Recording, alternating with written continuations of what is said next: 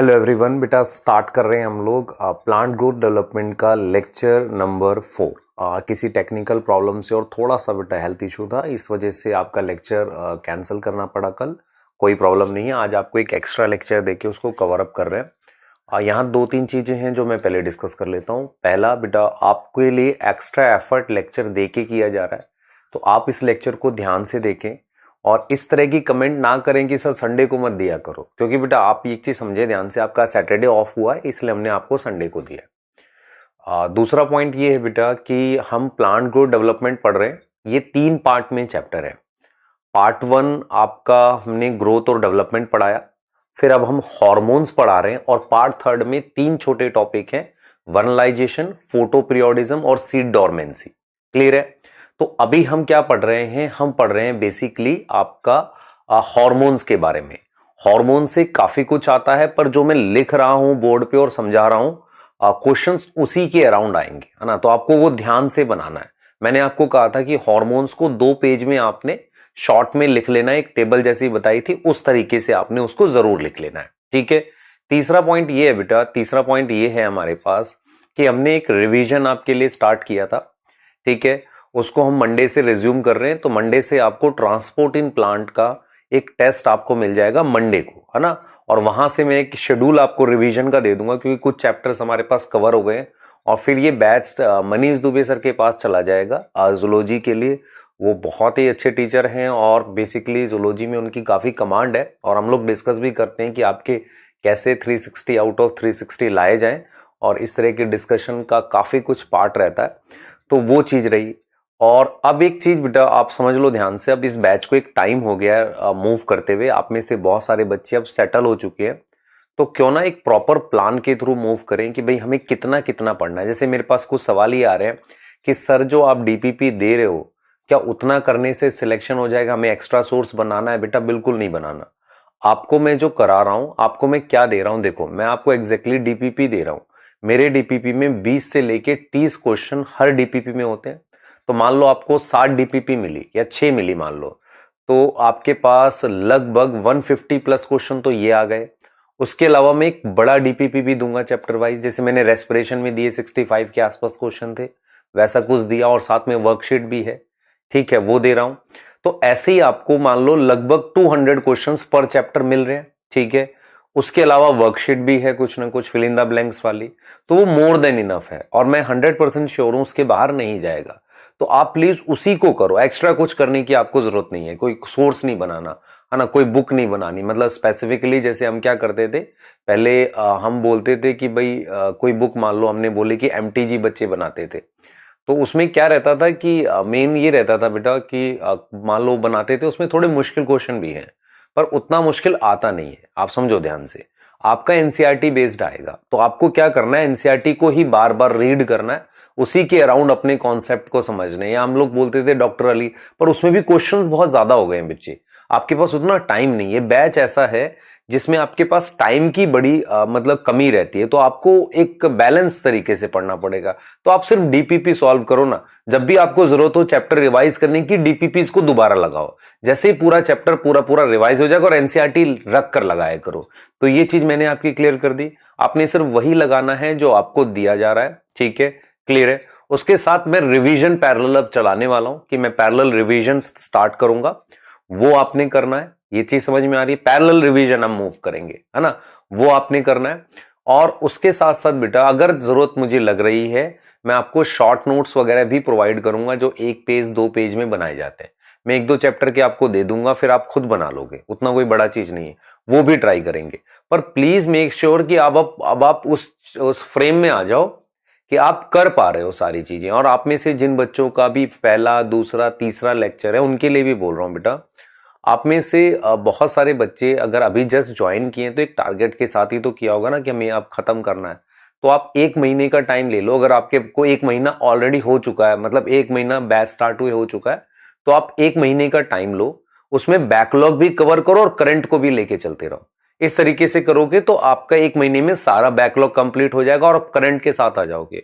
Last year बेटा काफी सारे बच्चे थे जिनका बैकलॉग, जिनका सिलेक्शन हुआ, और हमने जब बात करी तो उनका बैकलॉग कंप्लीट होने में टाइम लगा था, ऐसा नहीं था कि वो बैकलॉग तुरंत कंप्लीट हो गया था। आप समझो इस चीज को।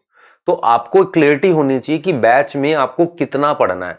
आपको डीपीपी सफिशिएंट है? बिल्कुल सफिशिएंट है।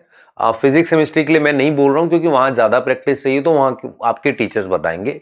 लेकिन बायो के लिए आपको डीपीपी के अलावा कुछ नहीं बनाना है, ठीक है? कोई एक्स्ट्रा बुक नहीं बनानी है।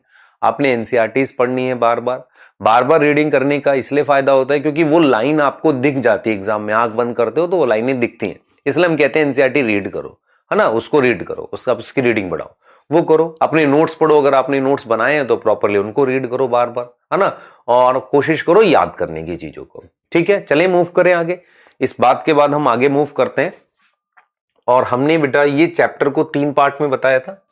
हमने कहा था पार्ट 1 में ये है, पार्ट 2 में ये पढ़ रहे हैं और ये पार्ट 3 है। तो फर्स्ट पार्ट हम पढ़ चुके हैं, 2 पढ़ रहे हैं, फिर हम 3 पढ़ेंगे ये चीजें। उसके बाद हमने कहा था कि आपके पास आज का रोल हम जीए साइटोकाइनिन के बारे में बात करेंगे।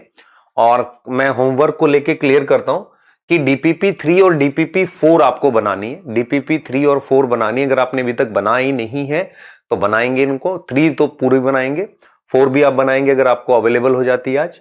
उसके अलावा बेटा आपको हार्मोन की एक टेबल बनानी है, जो मैंने आपको कही थी। हर हार्मोन की एक टेबल बनाएंगे, वो जरूर बनानी है, उसको याद करना है साथ के साथ, है ना? मान लो आपने ऑक्सिन की बना ली है तो साइटोकाइनिन की भी बना लो इस तरीके से करके, या जिबरलिन की बना लो, आज कंप्लीट होती है। वो टेबल बना लो और उसको 2 से 3 बार लिख लो, ना? उस टेबल को आप ड्रॉ करो। और उसके साथ बेटा क्यों ना हमें मतलब जो पिछला है, जो बच्चे आप में से एक बार रेस्पिरेशन मैंने कहा था रिवाइज करने के लिए, तो वो ठीक है। कुछ बच्चों की डिमांड आई थी सर की फोटोसिंथेसिस का भी आप एनसीईआरटी रीडिंग दे दो, बिल्कुल देंगे उसको भी, ठीक है? अब ये कुछ बच्चे हैं जिन्होंने होमवर्क किया है, प्रतीक चक्रवर्ती, प्रशांत व्यवहारे, विशाल चौहान, डॉक्टर सुधीर मिश्रा। इसका बेटा थोड़ा सा मुझे अच्छा नहीं लगा, डॉक्टर लिखना भी तो डॉक्टर नहीं बना है, ठीक है? क्लियर है? हाँ। और एसके आजाद, इसने लिखा सर अभी किया नहीं, कर ले बेटा कोई बात नहीं, है ना? थोड़ा हो सकता है बीमार हो या जो भी है। एसके आजाद, अलीना नाज, प्रियांशी, रूपा रॉय, सुजाता पटेल, अभिरंजन, संस्कृति सिंह, ये कुछ बच्चे हैं जो मैंने रैंडमली उठा लिए बैच में से जिन्होंने होमवर्क किया। कुछ बच्चे कहते हैं सर हमारा नाम नहीं लिखते, ये रैंडम लिखा हुआ मैंने, तो आपका नाम भी बेटा ऐसा नहीं हमने पढ़ा नहीं है, हम चैट पढ़ते हैं। तो चैट में सिर्फ 2 चीजें मुझे चाहिए। आपके कोई डाउट है डीपीपी को लेके उसको बता दिया करो। कल वाले मैं उसमें लेक्चर में पहले डीपीपी के क्वेश्चंस के डाउट ले लूंगा, जो आपके अगर कोई ऐसा पर्टिकुलर डाउट है, वैसे तो आप सॉल्यूशन से देख लो। दूसरा, आपको कोई टॉपिक समझ नहीं आया उसको डाउट में बोल दिया करो। तीसरा, आपने होमवर्क किया कि नहीं किया, ठीक है? मुझे अपनी तारीफ जैसा कोई खास चैट ऐसा नीड नहीं है, आप मत बताएं वो सब चीजें सर आपने अच्छा पढ़ा दिया, वो सब की उतनी नीड नहीं है। मेन चैट को यूज करो डाउट बताने के लिए कि आपका कोई डाउट है, आपने होमवर्क किया है कि नहीं किया है, ऐसी चीजें बताओ मुझे, है ना? क्लियर? मैं काफी खुश होऊंगा इस बात से, आप प्रॉपर पढ़ रहे होंगे, इस बात से हम काफी खुश होंगे कि आप अगर ऐसा कर रहे हैं, ठीक है? तो इसके बाद आगे चलते हैं फटाफट से। होमवर्क की हमने बात की है, ठीक है? अब हम बात करते हैं ऑक्सिन को लेके, हम एक रिवीजन करते हैं छोटी सी कि ऑक्सिन हमने पढ़ा है, तो रिवीजन में हम क्या पढ़ सकते हैं। आपको देखो कितना याद करना होता है, बहुत ज्यादा नहीं। आप याद करिए हमने डिस्कवरी में क्या बोला था ऑक्सिन की, याद करिए। डिस्कवरी में मैंने 3 साइंटिस्ट बोले थे। एक मैंने बोला था डार्विन, याद होगा आपको, चार्ल्स डार्विन और फ्रांसिस डार्विन। उन्होंने काम किया था किस पे? कैनरी ग्रास पे। ये बड़ा इंपॉर्टेंट है कि किस पे काम किया था, है ना? उसके बाद मेरे पास हमने बॉयसन जेनसन की बात जरूर कर दी थी, लेकिन वो इतना इंपॉर्टेंट नहीं है। और उसके बाद मैंने जो बात करी थी वो बात करी थी बेटा इसकी एफडब्ल्यू वेंट की। तो एफडब्ल्यू वेंट का प्लांट अलग है जिसका नाम अवीना है ना, अवीना हमने करा था, अवीना की बात की थी। उसके बाद प्रिकर्सर की बात करें तो एक अमीनो एसिड है, आपको शायद अभी पता नहीं है, हम पढ़ेंगे कि most complex amino acid is tryptophan. ये आपने बात करी थी यहां पर, tryptophan is most complex amino acid. Now we have site of synthesis. Auxin कहां बनता है? ऑक्सिन बेटा शूट टिप, रूट टिप पे हमने लिखा था, और वहां से डिफ्यूज होता है, रूट टिप, शूट टिप, यहां बनता है ना, ये चीज हमने करी थी। उसके बाद मैंने कहा था कि ऑक्सिन का एग्जाम्पल देख लो। तो हमारे पास नेचुरल ऑक्सिन होते हैं, नेचुरल का मतलब जो प्लांट में होते हैं, और आर्टिफिशियल होते हैं। आर्टिफिशियल और नेचुरल ऑक्सिन होते हैं। तो नेचुरल में indole acetic acid, indole butyric acid, 2,4-D और Na। यहां से एक चीज आपको समझ में आई कि सारे ऑक्सिन में क्या इंडोल रिंग होती है? अगर मैं आपसे कहूं नहीं, सब में नहीं होती। पर ऑक्सिन का मतलब होता है, ग्रीक वर्ड है, ऑक्सियन से आया है, उसका मतलब होता है ग्रो करना, ठीक है? बायो एसे की अगर हम बात करें तो हमने दो बायो एसे पढ़े थे। एक अवीना कोलियोप्टाइल टेस्ट था, अवीना का कोलियोप्टाइल टेस्ट है, ठीक है, कोलियोप्टाइल टेस्ट है। और उसके साथ हमारे पास क्रैश रूट इनहिबिशन टेस्ट है, क्रैश रूट इनहिबिशन टेस्ट। ये दो टेस्ट हैं हमारे पास जो हमने डिस्कस करने होते हैं। एक अवीना कोलियोप्टाइल टेस्ट है और एक क्रैश रूट इनहिबिशन टेस्ट है। ये दो टेस्ट हैं जो हम डिस्कस करते हैं। फिर हमने ऑक्सिन के रोल पढ़े थे। अगर आपको याद हो, सबसे पहला रोल एपिकल डोमिनेंस को प्रमोट करना। आप याद करिए what is apical dominance. Apical dominance का मतलब होता है, आप करके देखिएगा, आपके घर में कोई प्लांट होगा, हम लोग ये यूज भी करते हैं बेटा, एक 3G कटिंग करके एक टॉपिक होता है। 3G कटिंग मतलब थर्ड जनरेशन, वहां यूज करते हैं। पर अभी के लिए समझो कि टिप ग्रो करती रहती है, ब्रांच नहीं बनती। एपिकल डोमिनेंस का मतलब होता है ये ब्रांच को रोकता है जब टिप ग्रो करती है। अगर आप टिप तोड़ दोगे तो ब्रांच हमारे पास बनने लगेगी। तो एपिकल डोमिनेंस में एक तो हेज मेकिंग हमारे पास है, और दूसरा हमारे पास बेटा हेज मेकिंग के साथ साथ टी प्लांटेशन। ये था एक चीज हमें याद करनी है यहां पर कि ये क्या करता है बेटा, ऑक्सिन क्या करता है। एक तो एपिकल डोमिनेंस हो गया, ठीक है, और हेज मेकिंग और टी प्लांटेशन हो गया। सेकंड ये क्या कर रहा है एपिकल डोमिनेंस के साथ साथ, सुन लेंगे ध्यान से। फर्स्ट हो गया एपिकल डोमिनेंस। सेकंड बेटा हमारे पास ऑक्सिन क्या कर रहा है, सेकंड क्या कर रहा है हमारे पास, हम लिख सकते हैं फ्लावरिंग इन पाइनएप्पल।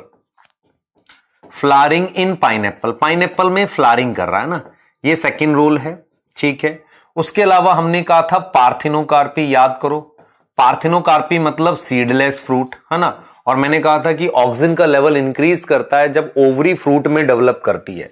फिर फोर्थ हमने कहा था ये क्या करेगा, प्रमोट करेगा एब्सीशन। एब्सीशन आपको बताया है कि डिटैचमेंट, तो it promote abscission of old leaf and fruit, और प्रिवेंट करेगा, प्रिवेंट एब्सीशन ऑफ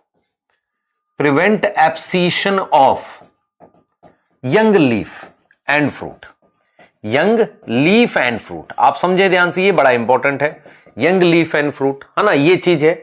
उसके बाद अगर आप देखें, ये हमारे पास apical dominance, flowering in pineapple, parthenocarpy, ये हो गया। उसके बाद fifth role act as weedicide. अब ये वीडीसाइड किसके अगेंस्ट काम करता है, मतलब प्लांट को मारता है। किसके अगेंस्ट करता है, अगेंस्ट डाइकॉट, अगेंस्ट डाइकॉट। इसका बेस्ट एग्जांपल आपके पास क्या है, 2,4-D। 2,4-D को हम यूज करते हैं, ये आया था नीट 2001 में, 2021 में आया था ये। और ऑक्सिन कैसे काम करता है बेटा, ऑक्सिन मेरे पास काम करता है, ऑक्सिन हमारे पास क्या करेगा, जाइलम डिफरेंशिएशन प्रमोट करता है ना, जाइलम को डिफरेंशिएट कराता है ताकि पानी का ट्रांसपोर्ट बढ़े वहां से। और सेवंथ हमारे पास हम लिख सकते हैं रूटिंग इन स्टेम कटिंग।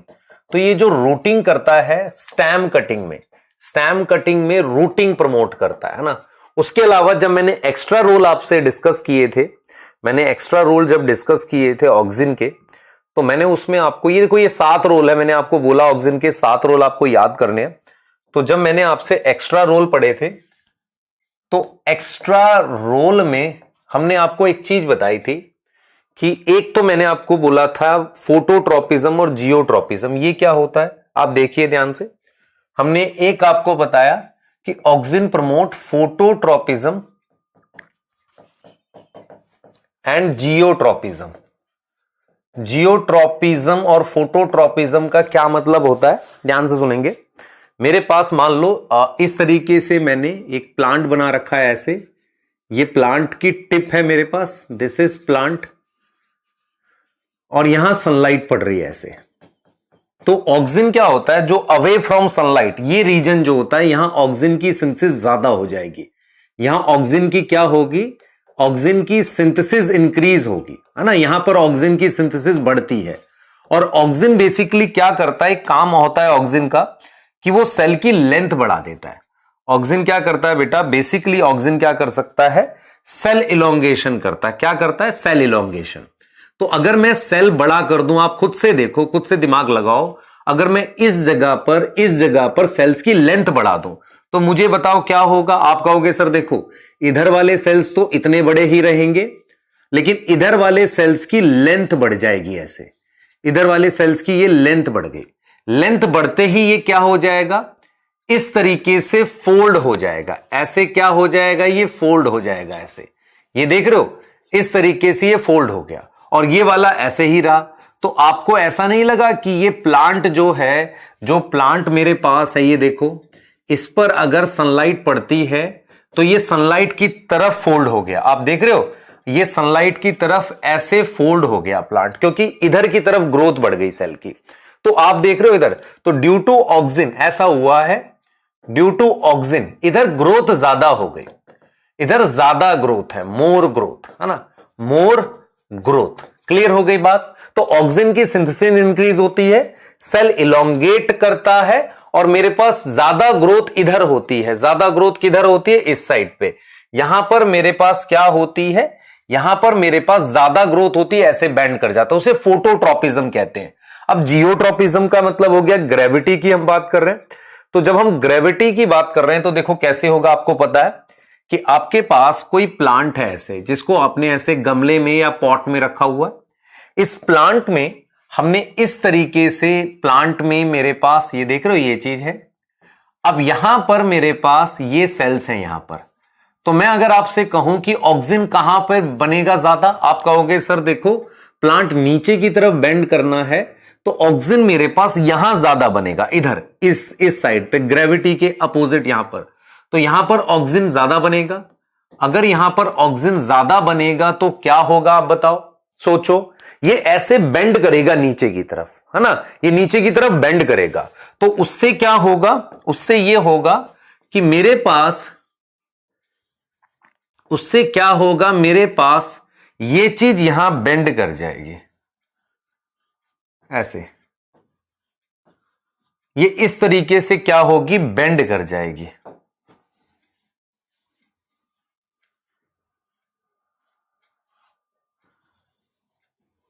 ऐसे। तो आपके पास ये जो प्लांट है वो ग्रेविटी की तरफ ऐसे बेंड कर गया। आपको समझ आ रहा है बेटा, ये प्लांट जो है मेरे पास, ये मैंने उसमें लगा रखा पॉट में, तो ये ग्रेविटी की तरफ बेंड कर गया। This is geotropism, this is nothing but geotropism. और ये बेटा हम बात कर रहे हैं, देखो ये ग्रेविटी की तरफ जो बेंड किया, मेरे को रूट दिखाना चाहिए आपको।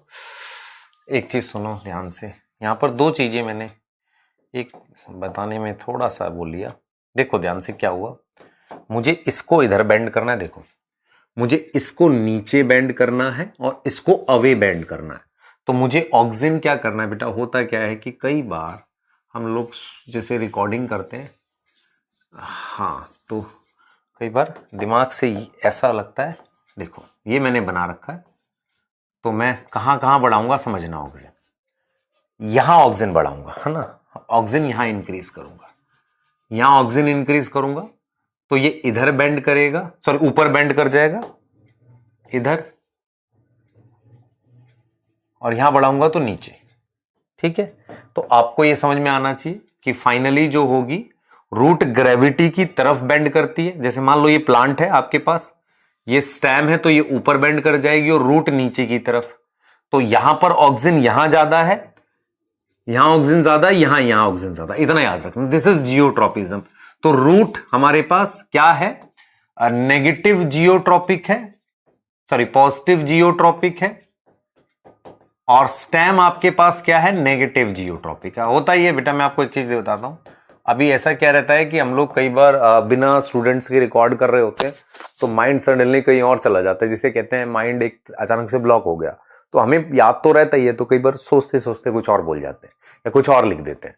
तो ये देख लो जरा, इधर समझ लो, ये तो पता होना चाहिए, ऊपर बेंड करेगा और रूट नीचे बेंड करेगी। ठीक है, स्टेम ऊपर की तरफ, है ना, ये जियोट्रोपिज्म है। अब यहां से मुझे एक बहुत इंपॉर्टेंट चीज बतानी थी आपको कि ऑक्सिन क्या करता है, ऑक्सिन प्रमोट करता है सेल इलोंगेशन। मुझे इसको डिस्कस करना है आपके साथ, ये बहुत इंपॉर्टेंट चीज है बेटा। ऑक्सिन सेल इलोंगेशन प्रमोट करता है। मुझे एक चीज आपको बतानी है कि अगर मुझे कहीं ग्रोथ करानी है तो ग्रोथ के लिए दो चीजें जरूरी होती हैं, एक होता है सेल डिवीजन और एक होता है मेरे पास सेल इलोंगेशन। तो जरा मैं आपको एक चीज बताता हूं, ध्यान से देखना बेटा, आपको एक चीज बताता हूं। ये आपके पास एक सेल है, प्लांट सेल है। इस प्लांट सेल में यहां पर मेरे पास ये प्लांट सेल है, यहां पर मेरे पास क्या है, सेलुलोज के धागे हैं ऐसे। किसके धागे हैं? सेलुलोज के। ऐसे ये सेलुलोज के धागे हैं ऐसे।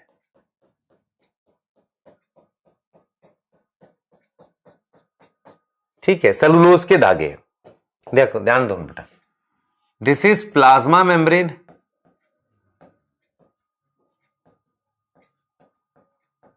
And this one is cell wall.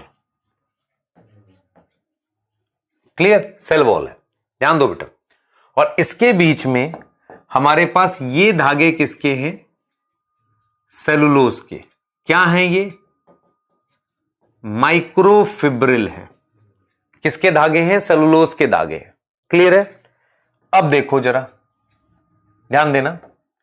अब देखो होता क्या है कि अगर आपको इस सेल की लेंथ बढ़ानी है तो देखो, अगर मैं क्या चाहता, देखो सेलुलोज के धागे होते हैं, थ्रेड होते हैं, जिन्हें सेलुलोज के माइक्रोफिब्रिल कहते हैं।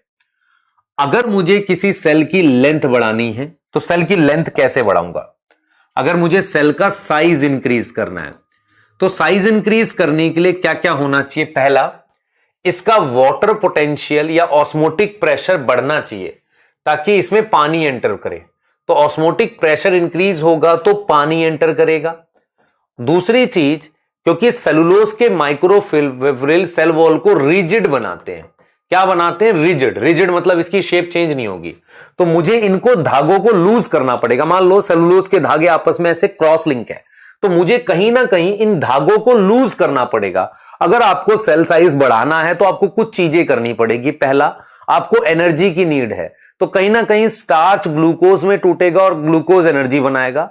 हमें क्या क्या चाहिए? हमें इस सेल के अंदर पानी एंटर करवाना है, इन धागों को लूज करवाना है और नए थ्रेड इसके। तो देखो सबसे पहले क्या करो, ध्यान सुनना, इन धागों को लूज करो और इसके अंदर पानी बढ़ाओ। और जब पानी बढ़ेगा तो सेल का साइज बढ़ेगा। अच्छा, सेल का साइज बढ़ने के बाद फिर मेरे पास क्या हो जाएगा? थ्रेड्स के बीच में गैप आ जाएगा। तो मुझे क्या करना है? देखो, मुझे सबसे पहले क्या क्या करना है? मुझे क्या करना है? मुझे osmotic pressure inside cell increase करना है। इंक्रीज करना है सो दैट क्या एंटर कर सके? वाटर कैन एंटर, पानी एंटर कर सके and cell become turgid. Cell क्या बन जाए? टर्जिड बन जाए। सेल क्या बन जाए बेटा? टर्जिड। टर्जिड समझ में आता है, फूल जाए। उसके साथ साथ मुझे क्या करना है? सेलुलोज के माइक्रोफिब्रिल को लूज करना है, क्योंकि तभी तो साइज बढ़ेगा। उसको लूज भी करना है ना? लूज करना है। और कुछ टाइम के बाद व्हेन साइज इंक्रीज, जब साइज बढ़ जाए तो मुझे क्या करना है? नया वॉल मटेरियल बनाना है, नया वॉल मटेरियल फॉर्म करना है, ये करना है। तो अगर मैं क्या करूंगा? ऑस्मोटिक प्रेशर बढ़ाऊंगा तो ऐसे सेल का साइज बढ़ जाएगा। ठीक है, मेरे पास क्या हुआ? इंक्रीज किया मैंने ऑस्मोटिक प्रेशर, पानी एंटर किया, है ना? फर्स्ट मैं ये लिख दूं, सेकंड क्या हुआ? पानी एंटर किया। ठीक है, क्लियर है? और मैंने क्या किया हुआ? उसके साथ साथ मैंने इन धागों को लूज किया हुआ है।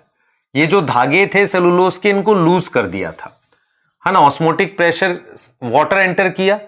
फिर मेरे पास क्या है बेटा? मेरे पास क्या होगा? साइज इंक्रीज हुआ है। उसके साथ साथ ये धागे जो थे सेलुलोज के, ये आपस में ऐसे लूज हो गए थोड़े से, है ना? अब मैं क्या करूंगा भाई? मैंने पानी भी एंटर करा दिया, साइज इंक्रीज हो गया। मेरे पास ये वॉल मटेरियल लूज था, थोड़ा सा इस वॉल मटेरियल को लूज किया ना। आप समझ रहे हैं? लूज का मतलब समझ में आ रहा है कि भाई आपस में ऐसे थे, थोड़ा लूज कर दिया, तो ये थोड़ा सा इसने सेल को फैलने दिया, बढ़ने दिया। उसके बाद क्या होगा? मेरे पास मान लो मैंने वाटर, इस मटेरियल को भी लूज कर दिया। अब मैं क्या करूंगा? नया मटेरियल डिपॉजिट करूंगा, न्यू वॉल मटेरियल डिपॉजिट करूंगा। इसके बीच में अब मैं क्या करूंगा? देखो ये सेलुलोज के पुराने धागे थे जो लूज हो चुके हैं। अब मैं बीच में नए धागे और बनाऊंगा, है ना, ताकि वो दोबारा से सेल वॉल। तो आपको ही कह रहे हैं कि सेल का साइज कैसे बढ़ेगा? पहले तो इसमें पानी बढ़ाना है। पानी कैसे बढ़ाओगे? ऑस्मोटिक प्रेशर इंक्रीज करो। उसके लिए सॉल्यूट बढ़ाना पड़ेगा। ग्लूकोज काम करता है, स्टार से ग्लूकोज कन्वर्ट होता है। ऑस्मोटिक प्रेशर बढ़ेगा, ठीक है, पानी एंटर किया, सेल का साइज इंक्रीज हुआ। उसके बाद क्या होगा? जब सेल का साइज बढ़ेगा, साथ के साथ मुझे सेल वॉल को, मटेरियल को, क्योंकि सेल वॉल अगर आपको मैं ध्यान से बताऊं कुछ नहीं होता, ऐसी क्रॉस लिंकिंग्स होती हैं। क्रॉस लिंकिंग का मतलब क्या होता है, ऐसे धागे होते हैं जिसकी वजह से स्ट्रक्चर हार्ड बना हुआ है, ये धागे थोड़े लूज हो गए तो साइज बढ़ गया। अब साइज बढ़ने के बाद अब भाई जब धागे लूज हो गए उसके बीच में नए धागे बनाओ, साइज बढ़ चुका है ना, वो बनाकर फिर उसको दोबारा से क्या कर दो, लूज की जगह थोड़ा स्ट्रांग कर दो, अब वो उस साइज पर रुक जाएगा, उसे सेल इलोंगेशन कहते हैं। तो सेल इलोंगेशन के लिए कुछ चीजें ध्यान रखनी है, ऑस्मोटिक प्रेशर बढ़ता है, पानी एंटर करता है, वॉल मटेरियल लूज होता है, ठीक है, उसके बाद आपको ये समझ में आना चाहिए फिर नया वॉल मटेरियल बनता है, ये कुछ चीजें हैं। और ऑक्सिन ये प्रमोट करता है, क्योंकि ऑक्सिन बेसिकली क्या करता है, ग्लूकोज बढ़ाता है, स्टार्च से ग्लूकोज की कन्वर्जन बढ़ाता है। इस पूरे प्रोसेस के लिए सेल वॉल मटेरियल बनाना है तो वो मतलब ग्लूकोज की मदद से बन जाएगा। दूसरा क्या होगा, एनर्जी चाहिए, वो ग्लूकोज की मदद से हो जाएगा। तो क्या आप इतना कर सकते हैं कि क्या एग्जैक्टली होने वाला है, कहीं ना कहीं हम क्या कर रहे हैं, सेल वॉल मटेरियल बना रहे हैं। क्लियर है, डन। तो ये मैंने एक्स्ट्रा रोल बता दिया बेटा, मैंने ये क्या बता दिया, एक्स्ट्रा रोल बता दिया। अब मैं यहां से जिबरलिक एसिड पे मूव करूंगा तो मैं आपको एकदम क्लियर हूं। ऑक्सिन ने एपिकल डोमिनेंस, फिर रिवाइज करिए, ऑक्सिन ने एपिकल डोमिनेंस प्रमोट करी है। ऑक्सिन क्या प्रमोट कर रहा है, फ्लारिंग। ऑक्सिन क्या प्रमोट कर रहा है, फ्लारिंग प्रमोट कर रहा है। ऑक्सिन ने क्या प्रमोट करी है, एपिकल डोमिनेंस। ऑक्सिन क्या प्रमोट कर रहा है, फ्लारिंग प्रमोट कर रहा है। ऑक्सिन क्या प्रमोट कर रहा है, parthenocarpy, abscission of old leaf and fruit और prevent abscission of young leaf and fruit. और ये वीडीसाइड की तरह काम कर रहा है और जाइलम डिफरेंशिएशन कर रहा है, रूटिंग इन स्टेम कटिंग, ये चीजें हैं हमारे पास। क्लियर है, ये 7 रोल थे। एक्स्ट्रा रोल में बताया फोटोट्रोपिज्म, जियोट्रोपिज्म। तो फोटोट्रोपिज्म के लिए इस साइड सनलाइट के अपोजिट साइड में ऑक्सिन ज्यादा होता है, सेल इलोंगेशन कराता है। जियोट्रोपिज्म में स्टेम में इधर होगा तो ऊपर बेंड करती है, रूट नीचे बेंड करती है, ये चीज हो गया। इसके अलावा ऑक्सिन प्रमोट करता है फ्लारिंग भी, पर हमारे लिए उतना इंपॉर्टेंट नहीं है फ्लारिंग, ये एक्स्ट्रा रोल में इतना ही करना है, ठीक है। अब मैं मूव कर रहा हूं जीए पर, जीए मतलब जिबरलिक एसिड, इस पे आते हैं, ये सेकंड हार्मोन है, ठीक है। क्या आप यहां तक आपको याद है जितना मैंने कराया, और करना चाहिए बेटा याद आपको अब, ठीक है, क्लियर। अब मेरी बात सुनो, हमने सबसे पहले बात करी थी एक्सीडेंटल डिस्कवरी की। एक्सीडेंटल डिस्कवरीज जो होती है ना बेटा, वो ऐसे ही हो जाती है। मैं आपको एक बेस्ट एग्जांपल देता हूं। हमारे पास बोर्ड पे लिखने के लिए एक मोटा सा थिक मार्कर था, वो इस बोर्ड के साथ ही आया था, डिजिटल बोर्ड के साथ ही। हुआ क्या कि परसों उस मार्कर को लेके मेरा बेटा खेल रहा था, ठीक है, तो उसने क्या किया, वो मार्कर कहीं रख दिया। अब मुझे लेक्चर रिकॉर्ड करना था, मार्कर ही नहीं मिल रहा है, तो मैंने क्या किया, ये नॉर्मल मार्कर जो होते हैं ना, अब ये क्या हो गए, ड्राई हो गए, सूखना बंद कर चुके हैं और ये बोर्ड टच से चल जाता है। तो ये नॉर्मल मार्कर मैंने देखा, मैं कहा इससे ट्राई करते हैं। जब मैंने लिखा तो क्या है, इसका वेट कम है पहला तो, और इसकी जो पॉइंट है वो पतली भी है, लिखना ज्यादा आसान हो गया। तो एक तरीके से हमने एक नया मार्कर डिस्कवर कर लिया एक्सीडेंटली, है ना, जिसमें हम कह रहे हैं यार ये बढ़िया है, उससे अच्छा है। मैं तो इसी से लिख रहा हूं जब से, कल से। फिर तो मैं आपको ये बोल रहा हूं कि एक्सीडेंटल डिस्कवरी ऐसा नहीं कि मैं बैठा हुआ था, लिखना ही नहीं था, मुझे लिखना तो था, मैं कुछ खोज रहा था, तो इस वजह से मुझे ये मिल गया। तो this is called accidental discovery ना। ऐसे ही मेरे पास क्या है कि ऑक्सिन में वो फोटोट्रोपिज्म और जियोट्रोपिज्म पे काम कर रहे थे, ठीक है। तो एक्सीडेंटल हो गई डिस्कवरी, अचानक से एक्सीडेंटली वो चीज डिस्कवर हो गई, आप समझो इस चीज को। अब हम ये क्या कर रहे हैं, जिबरलिक एसिड जो है हमारे पास, जिबरलिक एसिड जो है इसकी भी एक्सीडेंटल डिस्कवरी है। और कैसे कहानी है वो सुनो ध्यान से। देखो, आपको टॉपिक वही पढ़ने हैं जो मैं आपको बता रहा हूं। अगर आपको जिबरलिक एसिड पढ़ना है तो सबसे पहले आप इसकी क्या पढ़ोगे, डिस्कवरी, चाहे वो एक्सीडेंटल है चाहे जो है वो कोई भी चीज। उसके बाद आप ये पढ़ोगे, इसका प्रीकर्सर पढ़ोगे, ये किससे बनता है। प्रीकर्सर के बाद आप क्या पढ़ोगे, स्ट्रक्चर, सॉरी, प्रीकर्सर के बाद साइट ऑफ सिंथेसिस, किस जगह बनता है, ठीक है, वो पढ़ोगे। उसके बाद आप पढ़ोगे इसका प्रीकर्सर, साइट ऑफ सिंथेसिस, बायोएस्से पढ़ोगे। क्या पढ़ोगे, बायोएस्से और एग्जाम्पल। रोल से पहले ये 5 टॉपिक आपने डिस्कस करने हैं, है ना, ये डिस्कस करने तभी आप आगे बढ़ पाओगे, ठीक है। तो सबसे पहले अगर मैं डिस्कवरी की बात करूं, तो मैं ये कहना चाह रहा हूं भाई इसकी भी एक्सीडेंटल डिस्कवरी है, ऐसा नहीं है कि इसकी भी नॉर्मल डिस्कवरी एक्सीडेंटल है। तो कहानी कैसी थी, एक साइंटिस्ट थे जिनका नाम क्यूरोसावा था, है ना, एक साइंटिस्ट थे जिनका नाम क्यूरोसावा था। क्यूरोसावा एक्चुअल में जापान में एक डिजीज फैली थी राइस प्लांट में, राइस मतलब चावल का पौधा, धान का पौधा, उसमें एक डिजीज फैली थी। उस डिजीज का नाम बेकेन डिजीज था। क्या था? बेकेन। बेकेन। उस डिजीज में क्या होता था कि जो राइस का प्लांट होता है उसमें, राइस के प्लांट में सीड्स नहीं आ रहे थे। वो मतलब बेसिकली क्या था, एक तरीके से वो स्टीराइल था, मतलब कि उसमें सीड नहीं आ रहे थे। ठीक है, सीड नहीं आ रहे थे, ध्यान दो बेटा, सीड नहीं आ रहे थे। तो राइस के प्लांट में सीड नहीं आ रहे थे और उसमें कुछ रेड रेड सा स्टेम पे दिख रहा था, उसकी लीफ येलो कलर की थी। पर एक खास चीज क्या थी, उस राइस के प्लांट की का हाइट नॉर्मल प्लांट से ज्यादा था। तो उस डिजीज में क्या दिखा कि यार एक तो फ्लावर बन के सीड नहीं बन रहे, लीफ येलो कलर की है और हाइट नॉर्मल प्लांट से ज्यादा है। तो हमें वो मूर्ख जैसा प्लांट दिख रहा था। मूर्ख का मतलब होता है यार इतना बड़ा हो गया, कोई काम ही नहीं करता। तो राइस का प्लांट की हाइट ज्यादा थी, तो उस प्लांट को बोला गया फुलिश सीडलिंग। मतलब वो प्लांट ऐसा है जिसकी हाइट हमारे पास ज्यादा है पर उसमें स्टीराइल है, मतलब सीड नहीं आ रहे। और वो डिजीज को ऑब्जर्व कौन कर रहे थे? एक साइंटिस्ट ई क्यूरोसावा, और वो ईयर था 1926। तो इसका मतलब यह है कि 20th सेंचुरी में जिबरलिन डिस्कवर हुआ है और 19th का मतलब 1880 1880 के आसपास ऑक्सिन डिस्कवर हुआ है। तो जिबरलिन जो है वो ऐसे डिस्कवर हुआ कि ई क्यूरोसावा, एक जापानीज साइंटिस्ट, एक डिजीज को स्टडी कर रहे थे जिसका नाम बेकेन डिजीज है। वो डिजीज एक फंजाई की वजह से होती थी, जिसकी वजह से ऐसा लगता था कि उसकी हाइट ज्यादा है पर वो किसी काम का है नहीं। उस प्लांट में जिसमें इन्फेक्शन है, वहां से उन्होंने देखा यार एक फंगस की वजह से डिजीज हो रही है। उन्होंने क्या किया, उस इन्फेक्टेड प्लांट से केमिकल निकाला।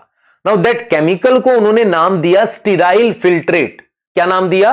स्टीराइल फिल्ट्रेट का नाम दिया, स्टीराइल फिल्ट्रेट। स्टीराइल फिल्ट्रेट मतलब वो कोई इन्फेक्शन नहीं कर रहा। उस केमिकल को उन्होंने किसी दूसरे प्लांट पर लगाकर देखा, हाइट बढ़ गई। तो इस तरीके से उस केमिकल की डिस्कवरी हुई और वो फंगस जिससे मिला था, जो फंगस इन्फेक्शन कर रहा था, उसका नाम जिबरेला फ्यूजिकुरोई था। इसीलिए हार्मोन का नाम जिबरलिन है। क्लियर है? तो हम यहां पर बिल्कुल बात कर रहे हैं, एक साइंटिस्ट हैं जिनका नाम ई क्यूरोसावा है। वो किस पे काम कर रहे थे? बहुत ध्यान से समझना बेटा, वो किस पे काम कर रहे थे, ध्यान दो। ई क्यूरोसावा, ठीक है, ऑब्जर्व कर रहे थे, observed a disease in Japan. किस पे? On rice plant. उस डिजीज का नाम क्या था? नाम देखो, नेम क्या था? Name of disease bakanae disease. Bakanae, bakanae disease. ये ईयर था 1926। 1926 का ईयर था। मतलब अगर मैं बताऊं फर्स्ट वर्ल्ड वॉर के बाद और सेकेंड वर्ल्ड वॉर से पहले, सेकेंड वर्ल्ड वॉर 1939 में हुई थी बेटा। बेकेन डिजीज थी। उसका एक और नाम रखा गया फुलिश। फुलिश का मतलब मूर्ख, सीडलिंग, ये नाम रखा गया। ठीक है, उस प्लांट में मुझे खास चीज दिखी कि वो जो प्लांट था उसकी हाइट नॉर्मल से ज्यादा थी और उसकी लीफ में थोड़ा पेल येलो कलर था। ये जो लीफ थी उस पे हमारे पास हल्का सा पेल येलो कलर था और यहां पर ऐसे कुछ रेडिश रेडिश सा दिख रहा था ऐसे, है ना। तो ये बेकेन डिजीज थी। तो इस बेकेन डिजीज के जो सिम्टम्स थे, ध्यान से सुनेंगे, सिम्टम्स क्या थे? सिम्टम्स, सिम्टम्स थे प्लांट की हाइट ज्यादा थी, height more than normal, normal से ज्यादा ऊंचाई थी। ठीक है, दूसरा क्या कर रहा था, इस प्लांट स्टीराइल प्लांट था और उसकी पेल येलो कलर की लीफ थी। पेल येलो मतलब हल्का येलो कलर की, पेल येलो कलर की लीफ थी। पेल आपको पता होना चाहिए, हल्के येलो कलर की लीफ थी। ऐसा कुछ आया उन पे। ठीक हो गया। तो और वो किस वजह से हो रहा था? उसको कॉजेटिव कौन कर रहा था? Due to fungus. ऐसा क्यों हुआ? एक फंगस की वजह से। क्या नाम है फंगस का? फंगस का नाम याद करना है। फंगस का नाम है जिबेरेला, जिबरेला फ्यूजिकुराई। तो भाई ये एक छोटी सी स्टोरी थी कि वो जापानीज साइंटिस्ट पढ़ तो बेकेन डिजीज रहे थे पर बाय मिस्टेक उन्होंने क्या किया, बाय मिस्टेक उन्होंने जिबरलिन डिस्कवर कर दिया। तो उन्होंने ऐसा कुछ किया, ध्यान से सुनो। Now this is infected rice plant, this is which type of plant? Infected rice plant. ये मेरे पास इन्फेक्टेड राइस प्लांट है ना, ये मेरे पास इन्फेक्टेड राइस प्लांट है, आप देख सकते हो। This is infected rice plant, है ना, इन्फेक्टेड राइस प्लांट है। उससे उन्होंने एक केमिकल आइसोलेट किया, आप समझ रहे हो। इस इन्फेक्टेड राइस प्लांट से एनसीईआरटी कहती है दे आइसोलेटेड अ केमिकल। मान लो इन्फेक्शन है, उससे उन्होंने केमिकल निकाला ऐसे। इस केमिकल को नाम दिया स्टीराइल फिल्ट्रेट। तो स्टीराइल फिल्ट्रेट का यह मतलब होता है कि इसमें वो फंजाई नहीं है, पर वो केमिकल है। Sterile filtrate from infected plant, मतलब एक तरीके से इन्फेक्टेड प्लांट से कुछ केमिकल आइसोलेट किया, उसमें इन्फेक्शन नहीं है पर वो केमिकल प्रेजेंट है। भाई केमिकल है पर उसमें इन्फेक्शन नहीं है, और उसको अप्लाई किया किस पे? नॉर्मल प्लांट पे। Applied on normal rice plant, ऐसे है ना। तो स्टेराइल फिल्ट्रेट को किस पे अप्लाई किया? स्टीराइल फिल्ट्रेट को किस पर अप्लाई किया? Applied on normal plant. आप देख रहे हो किस पे किया? नॉर्मल प्लांट पे। तो जब नॉर्मल प्लांट पे अप्लाई किया तो उन्होंने क्या पाया? देखो ध्यान से। उन्होंने ये पाया जब नॉर्मल प्लांट पे अप्लाई किया तो उन्होंने क्या पाया? आप समझना ध्यान से। उन्होंने ये ऑब्जर्व किया कि नॉर्मल प्लांट पर अप्लाई करते ही उसकी हाइट ज्यादा हो गई। क्या हो गई? हाइट इंक्रीज कर गई, हाइट इंक्रीज। और उन्होंने उसको नाम दिया बेटा, उन्होंने नाम दिया, केमिकल को नाम दिया जिबरलिक एसिड। केमिकल को नाम दिया गया जिबरलिक एसिड। ये डिस्कवरी है। क्या आपको डिस्कवरी समझ में आई? आपको समझ में आया किसने क्या किया? एक जापानीज साइंटिस्ट थे जिनका नाम ई क्यूरोसावा है। मैं ईयर लिख रहा हूं 1926। इन्होंने क्या किया? एक डिजीज को स्टडी किया जिसका नाम बेकेन डिजीज और फुलिश सीडलिंग था। वो जो सी प्लांट था उसकी हाइट ज्यादा थी पर वो स्टीराइल था। स्टीराइल का मतलब होता है उसमें सीड नहीं बन पा रहे थे, है ना, सीड नहीं बन पा रहे थे। उन्होंने इस इन्फेक्टेड प्लांट से केमिकल निकाला, उसे उन्होंने, देखो स्टीराइल प्लांट का मतलब है प्लांट में सीड नहीं बन पा रहे हैं। स्टीराइल फिल्ट्रेट का मतलब है एक ऐसा मतलब केमिकल हमने निकाला है जिसमें फंगस नहीं, इंफेक्शन नहीं है। ये चीज समझ में आ रही? और उससे जब अप्लाई किया तो उनको लगा यार हाइट बढ़ गई, पर वो सिम्टम नहीं आए। तो उन्होंने ये समझ लिया कि यार वो फंगस जो है उस प्लांट में केमिकल बना रहा है। देखो फंगस क्या करता है? फंजाई है, वो तो फंजाई तो पैरासाइट है। फंजाई जब इन्फेक्शन करता है तो वो प्लांट को कुछ नुकसान पहुंचाता है जिससे वो स्टीराइल हो जाता है, पर वो इन्फेक्शन करते वक्त एक केमिकल भी बनाता है। इसका मतलब ये जो केमिकल है ये मुझे फंजाई में भी मिल सकता है। आप समझ रहे हो? तो फंजाई इन्फेक्शन में केमिकल बनाता है और उस केमिकल से हाइट बनती है। तो इसीलिए एनसीईआरटी ने बोला है कि अगर मैं आपसे पूछूं जिबरलिन कहां बनता है, दो जगह है भाई। नॉर्मली प्लांट में बनता ही है, वो हाइट इंक्रीज करता है नॉर्मली प्लांट में, पर उसके अलावा ये फंजाई में भी बनता है। इसीलिए जब हम बात करते हैं इसकी साइट ऑफ सिंथेसिस की, कहां बनता है, तो हम ये कहते हैं कि ये फंजी, लिखा है एनसीईआरटी ने, फंजाई एंड हाइयर प्लांट ये सोर्स हो सकते हैं। हाइयर प्लांट में मेरे पास क्या होता है? जीए बनता है। मेरे पास क्या बनता है? जीए बनता है। और वो भी कहां बनेगा? देखो, ये देखो मेरे पास देख रहे हो ये स्टेम है, यहां पर ये देख रहे हो नोड है, ये नोड है ये नोड है। इस नोड के जस्ट ऊपर यहां डिवाइडिंग सेल्स हैं, इनको ग्रोथ करवा देता है, इंटरनोड की लेंथ बढ़ती है। तो हाइयर प्लांट में भी क्लोज टू नोड, वहां पर ज्यादा बनेगा, है ना, क्लोज टू नोड या बेस ऑफ इंटरनोड।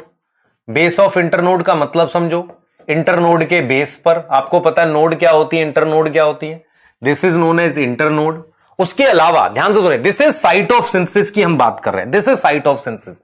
तो फंजाई और higher plant close to node और बेस ऑफ इंटरनोड की हमने बात करी। अब इसकी बात सुनो ध्यान से, इसके बाद वो कहां बनेगा? सीड में, है ना। इन दूसरा किस में बनेगा? सीड के अंदर बनता है। तो अगर आपसे कोई लोकेशन पूछे हाइयर प्लांट में तो आप कहोगे भाई नोड और सीड में बनता है ना। प्रिकर्सर के लिए अगर आपने एनसीईआरटी पढ़ी है तो आपने एक चीज पढ़ी है, एनसीईआरटी कहता है कि जीए जो है GA is derivative of terpene. Derivative of terpene. Terpene क्या होता है बेटा? 10 कार्बन का होता है, 10 कार्बन का होता है, और जीए में टोटल 20 कार्बन होती है, तो इसका मतलब इससे बनता है। दूसरा क्या होता है बेटा? ये ऐसे नहीं आता, ये कैसे बनता है? हमारे पास, ध्यान से सुनें, हमारे पास एक कंपाउंड होता है जो आपने रेस्पिरेशन में पढ़ा था, उसका नाम एसिटाइल कोएंजाइम ए था। उससे हम एक कंपाउंड बना सकते हैं, मान लो mevalonic acid. Mevalonic acid is not in NCERT और आप छोड़ भी सकते हो, है ना। उससे जाकर हमने जीए बनाया है।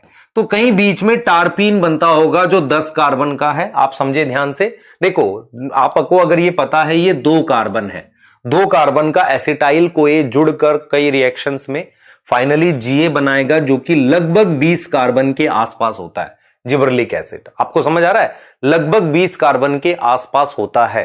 तो साइट ऑफ सिंथेसिस बता दी, फंजाई और हायर प्लांट। हायर प्लांट में नोड हो गई हमारे पास, इंटरनोड का base. Now this is internode, इसका बेस ये हो गया, ठीक है, सीड हो गया। एनसीईआरटी ने लिखा it is derivative of terpene. टारपीन जो है हमारे पास 10 कार्बन का, टारपीन के साथ टारपिनॉइड्स लिखा हुआ है, जो आप कहां पढ़ोगे? बायोमोलिक्यूल में एक टेबल दे रखी है बेटा, सेकेंडरी मेटाबोलाइट की, वहां भी आप पढ़ सकते हो। क्लियर है? अब अगर हम एग्जाम्पल की बात कर रहे हैं, एग्जाम्पल की अगर हम यहां बात कर रहे हैं, तो एग्जाम्पल में मेरे पास क्या आ रहा है? ध्यान देंगे, एग्जाम्पल पे मेरे पास आ रहा है, आप ध्यान देंगे, बहुत इंपॉर्टेंट है। एग्जाम्पल में मेरे पास है जीए 1 से लेकर जीए 105। इसका मतलब यह हो गया कि more than 100 type of gibberellic acid. Gibberellic acid एक से मतलब 100 से ज्यादा टाइप के जिबरलिक एसिड है, और उनको ऐसे नाम देते हैं, GA1, GA2, GA3, ऐसे नाम देते हैं, GA1, GA2, GA3, GA4, ऐसे करके। और इसमें जो फर्स्ट डिस्कवर्ड जिबरलिन है, जो उसने खोजा था ई क्यूरोसावा ने, तो फर्स्ट डिस्कवर्ड जिबरलिन जो है और जिसको सबसे ज्यादा एग्रीकल्चर में यूज भी करते हैं, वो मेरे पास है GA3। अब इसके पीछे भी एक स्टोरी है जो मैं बता देता हूं, पर वो आपके काम की नहीं है, क्योंकि बेटा देखो, स्टोरीज बताना मैं बता दूं आपको, आपके दिमाग में याद रहेगी तो स्टोरी याद रह जाएगी, ये भूल जाओगे। मैं स्टोरी बता देता हूं पर याद नहीं रखना, आपको सिर्फ समझने के लिए बता रहे हैं। देखो हुआ क्या था, जिबरलिक एसिड जब डिस्कवर हुआ वो 1926 का टाइम था। उसके बाद क्या हुआ, जिबरलिक एसिड को आइसोलेट किया। एक साइंटिस्ट थे जिनका नाम मान लो यबूता था, जापानी साइंटिस्ट थे, उन्होंने आइसोलेट कर लिया उस केमिकल को जो जिबरलिक एसिड है। उसके बाद फिर वर्ल्ड वॉर स्टार्ट हो गई, सेकेंड वाली। फिर कुछ इंग्लैंड के साइंटिस्ट ने केमिकल आइसोलेट किया जिबरलिन, उन्होंने पूरा डिस्कवरी वगैरह हो गई।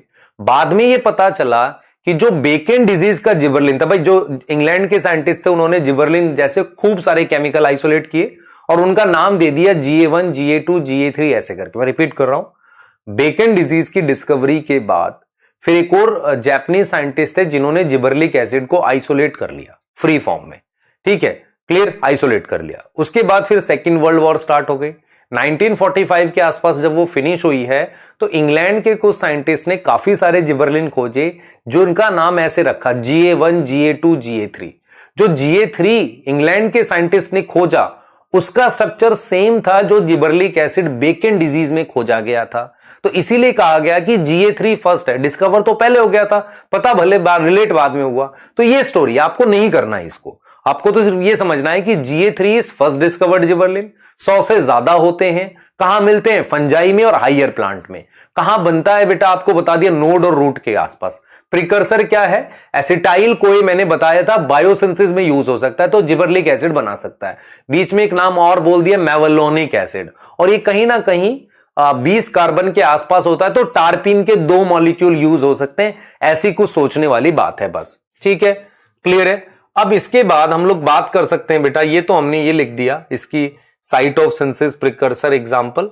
अब हम बात कर सकते हैं जिबरलिन के बायो एसे की। नाउ व्हाट इज बायो एसे? अगर आपको याद अभी तक नहीं समझ में आया, what is bio essay? Bio का मतलब होता है लिविंग, एसे का मतलब होता है टेस्ट। तो आप लिविंग टिश्यू पे कोई टेस्ट कर रहे हो। क्या टेस्ट कर रहे हो भाई? टेस्ट कर रहे हो उस पर्टिकुलर हार्मोन को। तो जिबरलिन के 2 बायो एसे देखो, ऑक्सिन के कौन से थे? Avena coleoptile curvature test, cress root inhibition test. Cress root inhibition test के आने के कम चांसेस हैं, ठीक है, आएगा क्या, अवीना कोलियोप्टाइल। अब जरा बायोएस्से की बात करते हैं। बायोएस्से में हमारे पास, बायोएस्से में सबसे पहले मेरे पास दो नाम है, मैं दोनों बताने जा रहा हूं आपको। इसका जो बायोएस्से उसमें दो नाम है। पहला है बार्ले एंडोस्पर्म बायोएस्से, ये है। दूसरा है हमारे पास बेटा, हमारे पास हम लिखेंगे ये डॉर्फिज्म,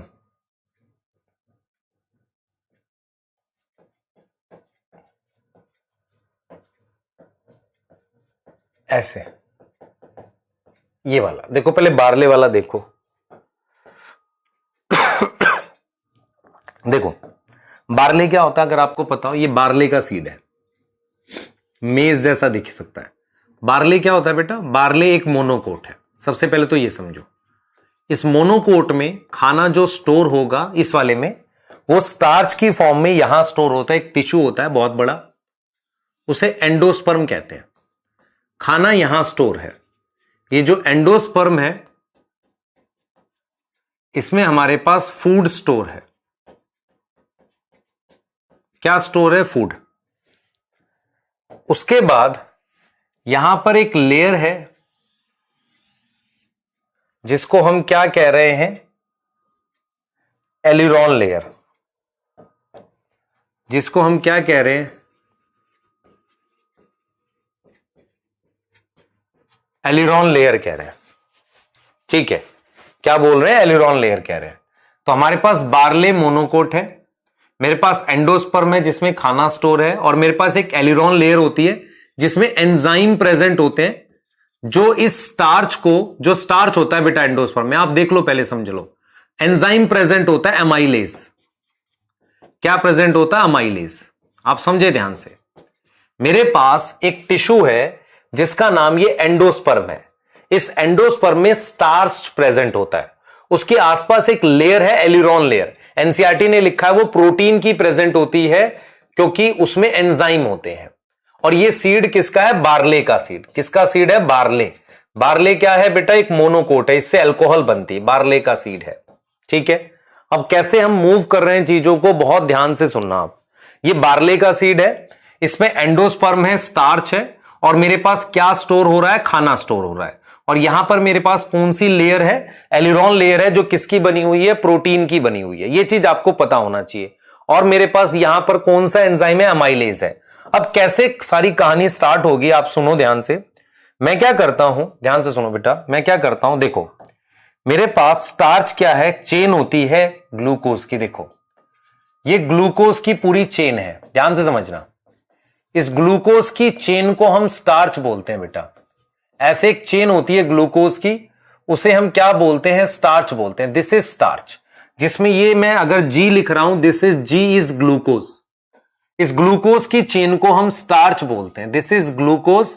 इस ग्लूकोज की चेन को हम क्या बोलते हैं, स्टार्च। और इसमें ये जो दो दो मॉलिक्यूल हैं, इसमें ये जो दो दो मॉलिक्यूल हैं, दो दो वाले, जैसे अगर मैं दो को देखूं, देखो इस पूरे को तो स्टार्च बोलते हैं, दिस कंप्लीट इज स्टार्च। और इसमें ये जो दो हैं, इसको माल्टोज कहते हैं। तो आपको ये समझ में आ रही है कि स्टार्च के डाइजेशन पर माल्टोज बनेगा, ये दोनों की वजह से। तो एलिरॉन लेयर क्या करती है, उसमें अमाइलेज प्रेजेंट है। अमाइलेज क्या करता है बेटा, अमाइलेज अगर एक्टिव होगा, अमाइलेज क्या होगा, एक्टिव होगा, तो कन्वर्ट करेगा किसको, convert starch into maltose. Starch को किस में कन्वर्ट करेगा, माल्टोज में, और देन माल्टोज को ग्लूकोज में। Maltose into glucose. क्या इतनी बात समझ में आ रही है आपको? सोचो, आपके पास एक सीड है जिसका नाम बार्ले है, मोनोकोट है, उसमें स्टार्च हमारे पास प्रेजेंट होता है स्टोरेज की फॉर्म में। उस स्टार्च में खाना स्टोर है। आसपास एक प्रोटीन की लेयर है जिसका नाम एलिरॉन लेयर है। इस एलिरॉन लेयर में प्रोटीन है, एंजाइम प्रेजेंट है जिसका नाम अमाइलेज है। हमने क्या किया, अमाइलेज एक्टिव है, कन्वर्ट कर रहा है स्टार्च को किस में, माल्टोज में। कन्वर्ट किया उसने क्या बेटा, स्टार्च को कन्वर्ट किया माल्टोज में, और माल्टोज को ग्लूकोज में कन्वर्ट किया। ऐसा कब होता है, ये ऐसा तब होता है कि जब मैं क्या करता हूं, बार्ले के सीड को मैं क्या करता हूं, मैं सोक करता हूं पानी में, सोक इनटू वाटर, पानी में रखता हूं तो ऐसा होता है। क्या होता है? स्टार्च से माल्टोज बनता है। आप समझना ध्यान से, स्टार्च से माल्टोज बनता है। जीए क्या कर रहा है, सुनो ध्यान से, जीए क्या कर रहा है, इस प्रोसेस को इंक्रीज कर देता। तो व्हाट जीए डू, जीए क्या करता है बेटा, GA increase speed of malting. Malting क्या हो गया? स्टार्च का माल्टोज में कन्वर्ट होना, स्टार्च इनटू माल्टोज। और माल्टोज कैसी शुगर होती है? Reducing sugar. आपको ये पढ़ाएंगे बायोमोलिक्यूल में, रेड्यूसिंग शुगर है। तो माल्टोज हमारे पास रेड्यूसिंग शुगर है। तो जीए क्या कर रहा है? स्पीड बढ़ा रहा है, किसकी? माल्टिंग की। किसकी स्पीड बढ़ा रहा है? माल्टिंग की स्पीड बढ़ा रहा है, और स्टार्च को कन्वर्ट कर रहा है माल्टोज में। आपको क्लियर समझ में आ रहा है मैं क्या कहना चाह रहा हूं बेटा? मैं आपको ये कह रहा हूं कि आपके पास एक टेस्ट है जिसका नाम बार्ले एंडोस्पर्म टेस्ट है। तो उस टेस्ट से पहले एक बेसिक समझ लो क्या होता है। स्टार्च ग्लूकोज की चेन है, वो माल्टोज में कन्वर्ट होता है। माल्टोज किस में कन्वर्ट हो सकता है? उसमें, आपके पास ग्लूकोज में। अब ये बायोएसए कैसे है देखो, बार्ले एंडोस्पर्म बायोएसए में क्या होगा आप समझना ध्यान से। मेरे पास ये मान लो, मेरे पास क्या है, यहां ध्यान दो, ये मेरे पास ये सॉल्यूशन है, ये इसमें किसके सीड है? ये बार्ले के सीड है। अभी इसमें क्या है? बार्ले के सीड में अभी मेरे पास स्टार्च है। अब मैंने क्या किया, ध्यान से सुनो। अब मैंने क्या किया, इसमें मैंने जीए डाल दिया, जीए ऐड किया। तो अब क्या हो गया, उन बार्ले के सीड में मेरे पास क्या बन गया? नाउ स्टार्च जो होगा कन्वर्ट हो गया माल्टोज में। अगर वो माल्टोज में कन्वर्ट हो गया तो ये सॉल्यूशन में आ जाएगा थोड़ा बहुत बाहर, और अब मैं टेस्ट कर सकता हूं। This can be tested. क्या टेस्ट कर रहा हूं? माल्टोज प्रेजेंस को टेस्ट कर सकते हैं। ऐसे किससे टेस्ट कर सकते हैं? कैसे? जो भी फैलिंग या टॉलरेंस रिएजेंट से, है ना, क्योंकि माल्टोज क्या है? एक रिड्यूसिंग शुगर है। तो इसको किसने किया बेटा? जीए ने किया। देखो पानी में अपने आप होता है पर स्लो होता है। कुछ बच्चे कहेंगे सर पानी में भी हो सकता है, बिल्कुल होता है। वो बार्ले क्या होता है? जौ को कहते हैं, जौ को पानी में भिगो देते हैं अल्कोहल बनाने से। आप खुद से सोचो, अगर मुझे इथेनॉल बनाना है तो जौ से बनाना है, जौ को पानी में भिगो देते हैं, स्टार्च कन्वर्ट हो जाता है माल्टोज में, माल्टोज से ग्लूकोज बनता है, क्योंकि ग्लूकोज की तो फर्मेंटेशन होगी पाइरुवेट बना के। लेकिन अगर आप जीए डालते हो तो ये प्रोसेस तेज होता है। तो आपको यही एक इसका टेस्ट है कि जितना ज्यादा आप जीए डालोगे उतना तेजी से माल्टोज कन्वर्ट होगा। यही टेस्ट है, इसे कह रहे हैं बार्ले एंडोस्पर्म टेस्ट। स्टार्च कहां प्रेजेंट है? बार्ले के सीड में। यहां तक समझ में आ रही है? बिल्कुल। तो बार्ले के सीड में स्टार्च है जो जीए डालने पर जल्दी जल्दी कन्वर्ट होता है माल्टोज में। सेकेंड है बेटा overcome of genetic dwarfism. Overcome of genetic dwarfism. आपने एक चीज पढ़ी है बेटा, एक चीज पढ़ी है आपने, अगर आपको याद हो, आपने क्लास 10th में पढ़ा था कि पी के दो तरह के प्लांट होते हैं। एक प्लांट टॉल होता है पी का, जो कैपिटल टी स्मॉल टी, जिसे टॉल कहते थे, जिसे हम क्या कहते हैं? टॉल। एक प्लांट क्या होता है? ड्वार्फ। तो ड्वार्फ जो होता है वो स्मॉल टी होता है।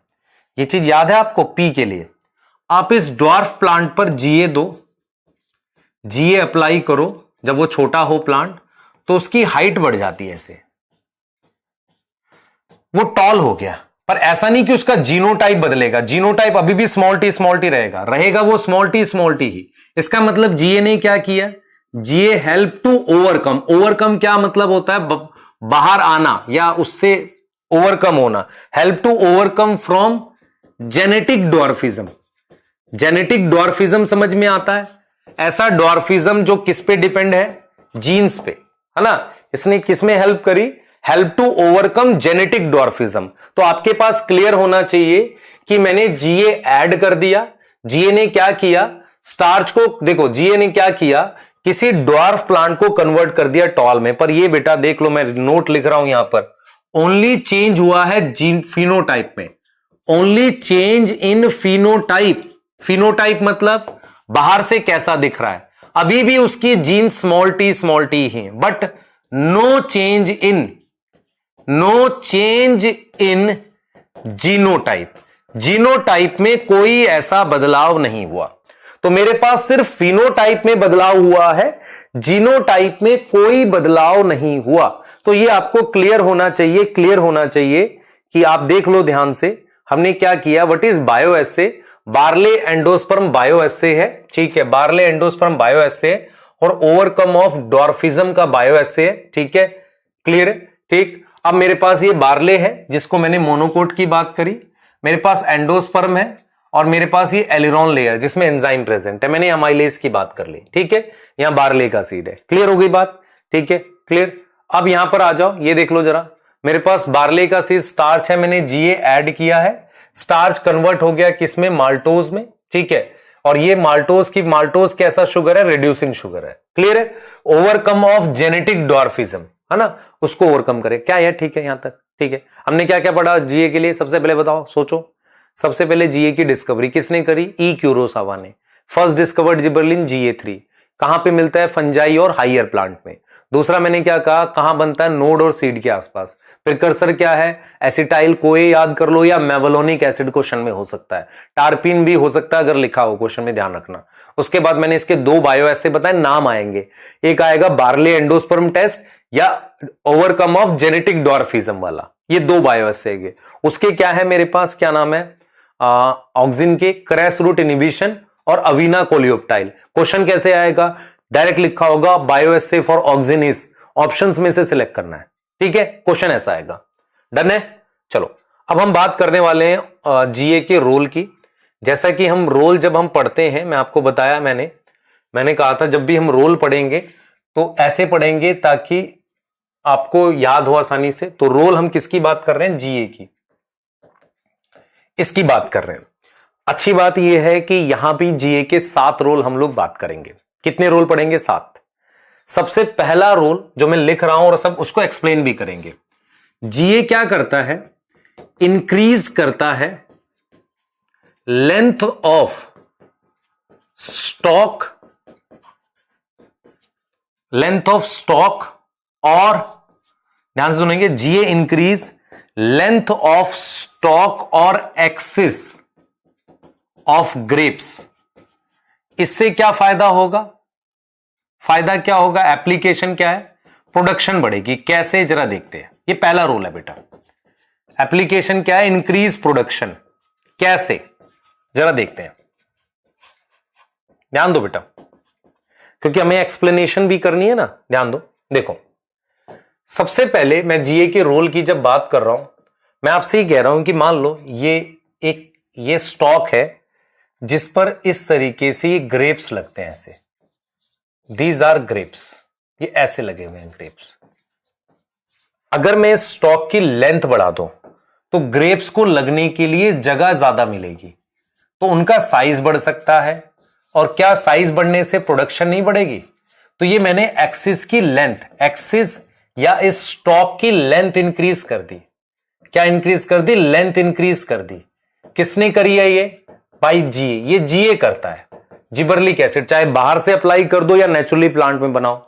उससे क्या होगा? More space for grapes to develop. Application में बेटा बहुत, एग्रीकल्चर में बड़ा यूज है जीए का। More space for grapes to develop, grapes को डेवलप करने के लिए ज्यादा जगह मिलेगी, प्रोडक्शन बढ़ेगी। आपके पास कभी आपको ऐसा डायग्राम देखने को मिल जाए, देखो ध्यान से, ये देख रहे हो, इसमें इनको जगह नहीं मिली है, ये देख रहे हो, और यहां इनको स्पेस मिला है इसकी लेंथ बढ़ने से। आप देखो, इस एक्सिस की इसने लेंथ बढ़ा दी है, दिख रहा है आपको, तो स्पेस ज्यादा मिलेगा। ये करना है हमने, ठीक है, ये करता है जीए। सेकंड रोल बेटा, सेकंड, ये क्या करता है? इंप्रूव करता है शेप एंड साइज, फ्रूट पे काम करता है। Improve shape and size of fruits like pear and apple. Pear and apple, नाशपाती और एप्पल की शेप और साइज। आपने देखा बेटा, अगर साइज एप्पल का थोड़ा बड़ा है और बढ़िया शेप का है तो महंगा भी बिकता है और अच्छा हो रहता है थोड़ा सा। तो शेप और साइज इंप्रूव करता है किसका, पियर और एप्पल का। ये एक बहुत अच्छी एप्लीकेशन है जिसमें हम देखते हैं प्रोडक्शन बढ़ रही है ना, क्या बढ़ रही है, प्रोडक्शन बढ़ रही है। क्लियर है, यहां तक समझ में आ रहा है, क्लियर, ये चीज समझ में आ रहा है। एक थर्ड एप्लीकेशन देखो, जीए क्या करता है, GA increase ripening period, ripening period of fruits, fruits का राइपनिंग पीरियड बढ़ाता है। आप सोचो, देखो मैं एक चीज समझाता हूं आपको। फ्रूट्स का राइपनिंग पीरियड बढ़ाने का मतलब क्या हुआ, ये देखो मेरी बात समझना। मैं आपसे आज पूछूं कि आपको शायद ये याद है कि नहीं है, आप कभी ध्यान करना मेरी बात। अब मई जून में अचानक से टमाटर के रेट गिर जाते हैं, कम हो जाते हैं, कम मतलब 15-20 रुपए किलो आ जाता है। वैसे टमाटर लगभग महंगा रहता है, 40 रुपए किलो बिक रहा है, 50 रुपए किलो भी बिक रहा है। होता क्या है कि मई जून में सारे के सारे टमाटर जो भी प्लांट पर है वो साथ पक रहे होते हैं। मैं आपसे ये बोल रहा हूं कि जब प्रोडक्शन ज्यादा होती है, दो तरह की वेजिटेबल या खाने की चीजें होती है, एक होती है पेरिशेबल, खराब हो जाए, एक होती है जो खराब ना हो। अगर गेहूं की प्रोडक्शन ज्यादा होगी तो फार्मर उसे स्टोर कर सकता है, उसको फायदा होता है। लेकिन अगर टोमेटो की प्रोडक्शन ज्यादा होगी तो फार्मर को फायदा होगा कि नुकसान होगा, नुकसान होता है। बहुत ज्यादा प्रोडक्शन से नुकसान ये होता है कि ये प्रोडक्शन एरिया वाइज होती है। किसी पर्टिकुलर एरिया में टमाटर अचानक से बहुत ज्यादा हो गए, या हमें गर्मी की बात क्यों बोल रहा हूं, गर्मियों में टमाटर सारे एक साथ पकने लगते हैं। उससे फार्मर को फायदा होता है कि नुकसान, प्रोडक्शन बढ़ गई। नुकसान ये है कि उसे प्राइस नहीं मिलता। अगर वो आपके पास 15 रुपए किलो आ रहा है तो वो मंडी में जहां पर बेचा जाता है वो वहां पर वो 10 रुपए, 8 रुपए, 7 रुपए किलो बिका होगा। फार्मर से मंडी वाले ने कितने रुपए खरीदा होगा, 4 रुपए, 5 रुपए। आप सोचो अगर वो 4-5 रुपए केजी फार्मर उसे दे रहा है तो उसको तो कॉस्ट भी नहीं आएगी, तो उससे नुकसान पहुंचाना। इसका फायदा हम कैसे ले सकते हैं, अगर ऐसे प्लांट्स पर मैं जीए बाहर से अप्लाई कर दूं तो सारे फ्रूट साथ में नहीं पकेंगे। अगर साथ में नहीं पकेंगे तो उसकी शेल्फ लाइफ, स्टोरेज लाइफ बढ़ जाएगी। तो कहीं ना कहीं राइपनिंग पीरियड बढ़ाता है किसका, फ्रूट्स का जीए किस पर, ट्री पर, प्लांट्स पर। उससे क्या होगा, सारे फ्रूट एक साथ नहीं आएंगे मार्केट में और फार्मर को फायदा होगा। तो जीए क्या करता है, GA increase ripening period, ripening period of fruit on tree. Tree पर क्या बढ़ा देता है, राइपनिंग पीरियड बढ़ा देता है। आप समझ रहे हो, राइपनिंग पीरियड बढ़ा देता है ट्री पर। कौन बढ़ा देता है बेटा, जीए बढ़ा देता है ना। जीए क्या करता है, राइपनिंग पीरियड बढ़ा देता है ट्री पर। क्लियर है, एक सेकंड देना बेटा, एक सेकंड देना मुझे बस, हाँ एक सेकंड। राइपनिंग पीरियड बढ़ा देता है, उससे क्या मिलेगा, उससे क्या होगा, all fruits not ripe at once, सारे एक साथ नहीं पकेंगे। और अगर सारे एक साथ नहीं पके, समझ रहे हो, उससे क्या होगा, better price to farmer, better price to farmer, farmer को बेटर प्राइस मिलेगा। आप समझो ध्यान से।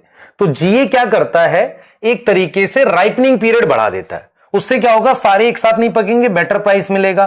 तो ये बेटर है फार्मर के लिए ना, ये चीज अच्छा है। क्लियर। कुछ लोग कहेंगे सर हमें महंगा, बेटा तुम्हें महंगा नहीं मिलेगा, है ना, क्योंकि बीच में इंटरमीडिएट्स हैं, उनकी वजह से ऐसा कुछ होता है। तो ये हो गया। अब फोर्थ देखो, जीए क्या करेगा, GA promote malting, promote malting. अभी हमने पढ़ा माल्टिंग क्या होता है, which help in briefing industry. ये ब्रीविंग इंडस्ट्री कौन सी होती है, इथेनॉल वाली। ये ब्रीविंग इंडस्ट्री कौन सी होती है, इथेनॉल वाली। तो जरा इसकी एक्सप्लेनेशन भी ले लेते हैं, ठीक है। इथेनॉल बनाने वाली, जौ से बेटा अल्कोहल बनाते हैं ना, बियर बनाते हैं बेसिकली, अल्कोहल में भी क्या बनाते हैं, बियर। तो जरा मैं समझाने की कोशिश करता हूं आपको, देखो ध्यान से, एक्सप्लेनेशन देख रहे हैं। देखो मेरे पास क्या है, ये ड्रम है एक बड़ा सा, इसमें हमारे पास ये बार्ले के सीड है। अब ये जो बार्ले के सीड होते हैं, इनको इनमें मैं जीए डाल देता हूं। जीए डालने से क्या होगा, जो एंडोस्पर्म है जिसमें स्टार्च है, याद करो भी पढ़ा हमने, एंडोस्पर्म में स्टार्च होता है, वो कन्वर्ट हो जाता है किसमें, कन्वर्ट इनटू माल्टोज, किसमें कन्वर्ट हो जाएगा? माल्टोज में। ठीक है, क्लियर। तो इसका मतलब यह हुआ जीए ने क्या प्रमोट कर दिया? GA promote conversion of maltose, conversion of starch into maltose, starch को किसमें? माल्टोज में, जिसके लिए हमने क्या वर्ड यूज करना है? माल्टिंग। क्या प्रमोट कर दिया बेटा? माल्टिंग प्रमोट कर दिया। आप देख रहे हो जीए ने क्या प्रमोट कर दिया? माल्टिंग प्रमोट कर दिया। अब जरा देखो, इसका मतलब यह होगा कि आपके पास जो ड्रम में ये सीड है, इसमें माल्टोज है। अब माल्टोज इन बार्ले। अब क्या करो, इन्हें क्रश कर दो। क्रश करने का मतलब इन्हें पीस दो, क्रश कर दिया। क्रश करने के बाद ये जो सॉल्यूशन आया, इस सॉल्यूशन में आपके पास क्या होगा? माल्टोज होगा, जिसको आप कन्वर्ट कर सकते हो ग्लूकोज में, या अमाइलेज रहेगा तो ऑटोमेटिकली आ जाएगा। अब ग्लूकोज से आप इथेनॉल बना सकते हो, इथेनॉल। इसे हम कह रहे हैं ब्रीविंग इंडस्ट्री, है ना, इथेनॉल बनाने वाली। तो हमारा मेन पर्पस क्या है? जीए क्या करता है? एंडोस्पर्म में जो स्टार्च होता है उसको माल्टोज में कन्वर्ट करता है, वहां अमाइलेज एंजाइम होता है। तो मेरे पास क्या होता है? अमाइलेज एंजाइम एक्टिव होता है। अमाइलेज एंजाइम गेट एक्टिव, है ना, वो एक्टिव हो जाता है, विच डाइजेस्ट स्टार्च। ये देख रहे हो, एक्सप्लेनेशन है। तो अभी तक हमने कितने रोल पढ़े जीए के? 4। आप देखो, दिस इज 4 रोल।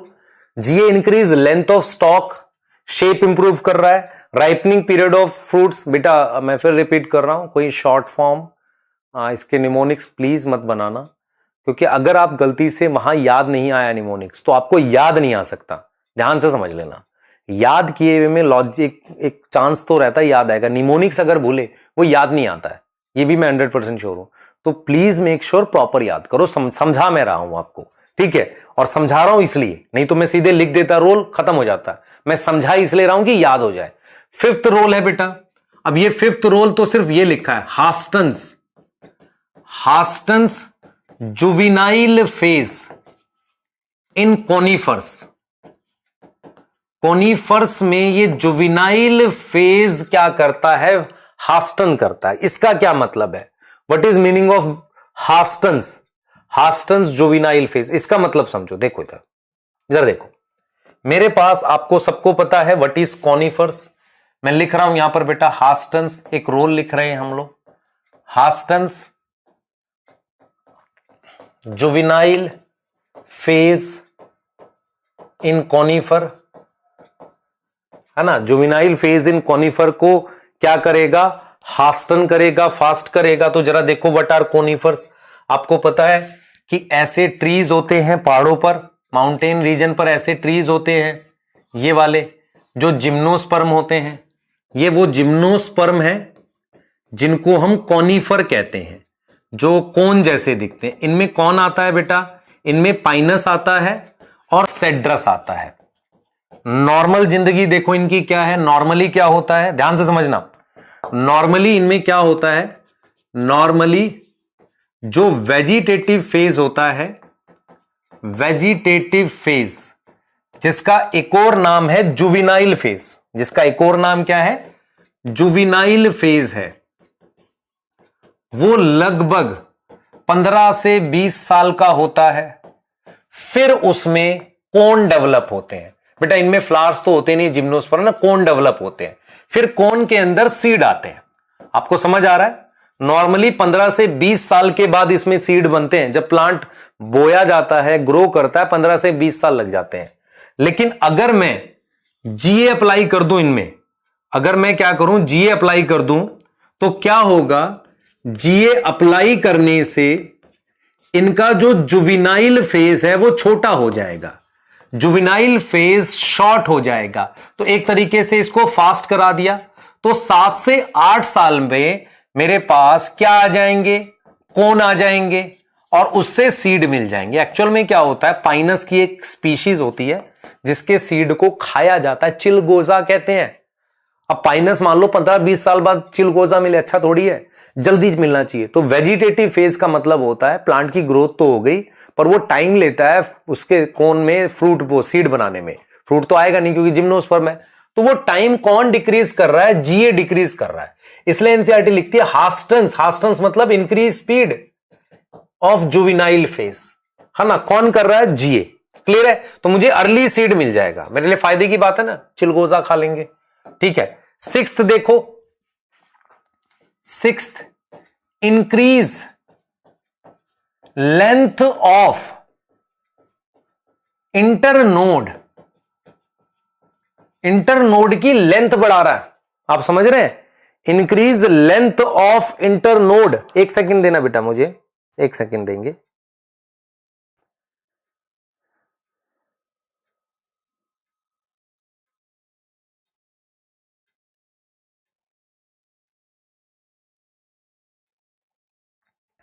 एक सेकंड दो।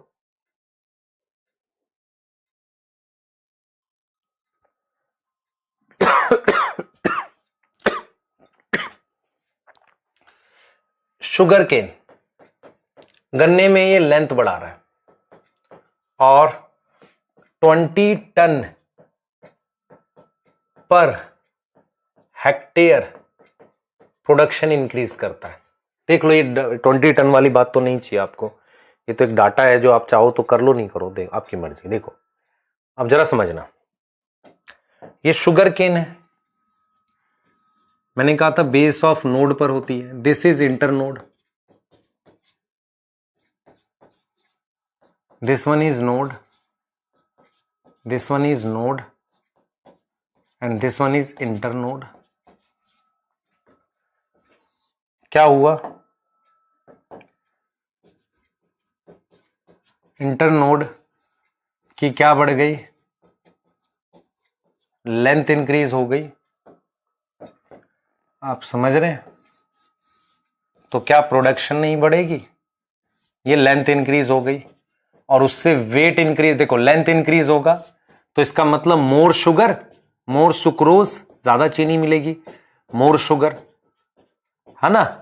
और उसका मतलब क्या होगा? मोर प्रोडक्शन, प्रोडक्शन बढ़ गई। प्रोडक्शन कितनी बढ़ गई? एनसीईआरटी लिखती है 20 ton per hectare. 20 ton per hectare हमारे पास प्रोडक्शन बढ़ जाती है। आप देख रहे हो कितना इंपॉर्टेंट है ये प्रोडक्शन इंक्रीज। ये हो गया, क्लियर है? ये चीज हो गई। तो ये आपको समझ में आना चाहिए कैसे इसने किया है, इंटरनोड इलोंगेशन कर दी। अब अगर मैं आपको दिखाऊं सबसे इंपॉर्टेंट रोल जो बच्चे कंफ्यूज करते हैं वो 7th है हमारे पास, मैं लिख रहा हूं 1st, 2nd, 3rd, 4th, 5th, 6th, arrow ज्यादा लग गया, 7th हटा देते हैं एरो। ये 7th रोल क्या है? जीए प्रमोट करता है बोल्टिंग, जीए प्रमोट करता है bolting in crop with rosette habit. अब ये रोजेट हैबिट क्या है ये सब समझना है मुझे। जीए क्या प्रमोट करता है बेटा? बोल्टिंग प्रमोट करता है। किस तरह की क्रॉप में? जिस क्रॉप में रोजेट हैबिट है। अब ये रोजेट हैबिट क्या है इसको हमें समझना है। रोजेट हैबिट क्या है इसको ध्यान से समझना है। क्लियर है? इसको बहुत ध्यान से समझना है। अब मैं आपको जरा थोड़ा सा इसको समझाऊं, आप जरा ध्यान से देखना, आपको क्लियर होगा। देखो मेरे पास प्लांट जो होते हैं, आपको पता है प्लांट 3 तरह के होते हैं। एक होता है एनुअल, जो एक साल में मतलब जैसे कि गेहूं है, एक साल में प्लांट मर जाता है। एक होता है बाइनियल। बाइनियल में क्या होता है? फर्स्ट ईयर में ग्रोथ होती है, फर्स्ट ईयर में क्या होती है? ग्रोथ होती है। सेकेंड ईयर में क्या होता है? सेकेंड ईयर में फ्लावर आते हैं। समझ रहे हो ध्यान से? बाइनियल क्या है? वीट है बेटा एनुअल। बाइनियल क्या है? फर्स्ट ईयर में ग्रोथ होती है और सेकेंड ईयर में फ्लावर आते हैं, फ्लावर आते हैं। एंड फ्लावर के साथ क्या होगा बेटा? फ्लावर आएंगे, आप देख लो ध्यान से, सेकेंड ईयर में फ्लावर आके फ्रूट आते हैं। ठीक है। और एक होते हैं पेरिनियल, जिसमें हर साल ऐसा होता है। जैसे नीम वगैरह जो है ना, वो पेरिनियल है, वो ग्रो करते हैं, 4-5 साल के बाद फ्रूट आता है, हर साल फ्रूट आता है। तो बाइनियल क्या होता है? सेकेंड ईयर में फ्लावर एंड फ्रूट आता है, फिर प्लांट मर जाता है। बाइनियल का एक एग्जाम्पल है कैबेज। एग्जाम्पल मेरे पास बाइनियल का है बेटा, example of biennial is cabbage. Cabbage आपने सुना है? कैबेज बेटा किस फैमिली में आता है? जिसमें मस्टर्ड आता है, कैबेज है। कैबेज अगर आप ध्यान से देखोगे तो कैबेज कुछ ऐसा दिखेगा आपको। कैबेज में ऐसे मैंने ये जो सर्कल जैसा कुछ बनाया ये नोड है और लीफ इतनी पास पास होती हैं, मतलब कैबेज एक बर्ड होती है बेटा, लीफ बहुत पास पास है ऐसे, दिस इज कैबेज, ऐसे लीफ बहुत पास पास होती है, दिस इज कैबेज। तो कैबेज की ऐसा अरेंजमेंट, ध्यान से सुनिए, इसे हम कहते हैं रोजेट, ये कैबेज है तो इसे हम रोजेट हैबिट कहते हैं।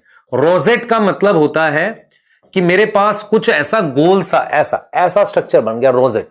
रोजेट में क्या हुआ है, एक्चुअल में क्या हुआ है, इसमें कैबेज में मेरे पास क्या है एग्जैक्टली, कैबेज में मेरे पास क्या है, इंटरनोड शॉर्ट है, इंटरनोड इज वेरी शॉर्ट, इतनी शॉर्ट है कि सारी नोड जो है बहुत पास है, node is very close, node बहुत पास है और लीफ सारी नोड पर लगती हैं। तो ये जो है बेटा दिस इज नोड, ये नोड है, दिस इज नोड और ये लीफ है जो बहुत पास पास लगी हुई, ये कैबेज है। अब क्या होता है, ये जो ग्रोथ होती है ये फर्स्ट ईयर की ग्रोथ है, ये इसकी फर्स्ट ईयर की ग्रोथ है और हम इसी में इसको खा जाते हैं, निकाल के कैबेज को काटते हैं और खा जाते हैं।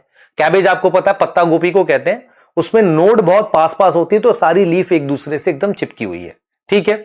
अब क्या होगा, व्हाट इज बोल्टिंग, बोल्टिंग क्या होता है, देखो सबसे पहले इंटरनोड इलोंगेट करेगी।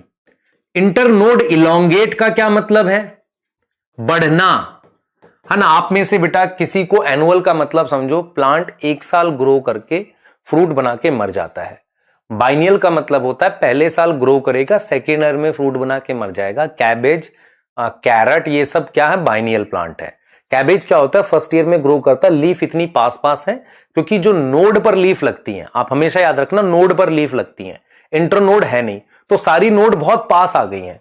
सेकेंड ईयर में क्या होता है, इंटरनोड इलोंगेट हो जाती है। इलोंगेट कैसे हो जाती है, देखो ये नोड एक दूसरे से थोड़ा दूर आ गई तो लीफ भी एक दूसरे से दूर हो जाएंगी, ये देख रहे हो, लीफ एक दूसरे से दूर हो गई थोड़ी थोड़ी सी ऐसे, है ना। और ऐसा इसलिए हो रहा होता है क्योंकि फ्लावर आने वाला होता है। अब इसमें क्या आएगा, फ्लावरिंग आएगा, इसमें क्या होगी, फ्लावरिंग होगी। फ्लावरिंग समझ में आता है। अब इसमें आगे क्या आ जाएंगे, फ्लावर्स आ जाएंगे। तो मेरे पास अब इंटरनोड इलोंगेट हो गई, अब इसमें क्या बन जाएंगे, ऊपर में यहां पे फ्लावर्स आ गए। नाउ दिस इज फ्लावर और मेरे पास क्या इलोंगेट हो गई है, देख लो, दिस इज इंटरनोड, इंटरनोड क्या हो गई, इलोंगेट हो गई, है ना। और ये आपके पास लीफ, अब ये दूर दूर हो गई, अब इसमें क्या आ गई, फ्लावरिंग आ गई। तो व्हाट इज बोल्टिंग, बोल्टिंग का मतलब समझो, बोल्टिंग का मीनिंग क्या होता है, बोल्टिंग होता है plant like cabbage, plant like cabbage show internode elongation before flowering. Flower आने से पहले वो क्या करते हैं, इंटरनोड को इलोंगेट करते हैं, उसे बढ़ाते हैं। फ्लावर आने से पहले वो क्या करते हैं, इंटरनोड को बढ़ाते हैं। उसे हमने क्या बोला बेटा, उसे हमने बोला मतलब ये किस में हो रहा है मेरे पास, इसमें बाइनियल में हो रहा है। बाइनियल मतलब कैबेज में हो रहा है, फिर फ्लावर आ रहा है, तो इस प्रोसेस को बोल्टिंग कहते हैं। बोल्टिंग क्या होता है कि जो रोजेट हैबिट, रोजेट समझ में आता है, ऐसे इस तरीके की हैबिट वाले प्लांट, इसमें इंटरनोड बढ़ती है और फिर उसमें फ्लावरिंग आती है, फ्लावर आती है। और ये पहले साल में तो ऐसा बनता है, ये दूसरे साल में होता है क्योंकि ये बाइनियल है। अब क्या करता है जीए, क्या करता है, इस प्रोसेस की स्पीड बढ़ा देता है। जीए क्या करेगा, इस पूरे प्रोसेस की स्पीड बढ़ा देगा। तो जीए क्या करता है बेटा, अगर मैं रोल लिखूं जीए का, तो जीए क्या करेगा, जीए प्रमोट बोल्टिंग, तो स्पीड बढ़ा देगा। Crop with rosette habit like cabbage, तो GA increase speed of bolting, speed बढ़ा देगा। आपको समझ आ रहा है, बोल्टिंग तो आपको समझ आना चाहिए भाई।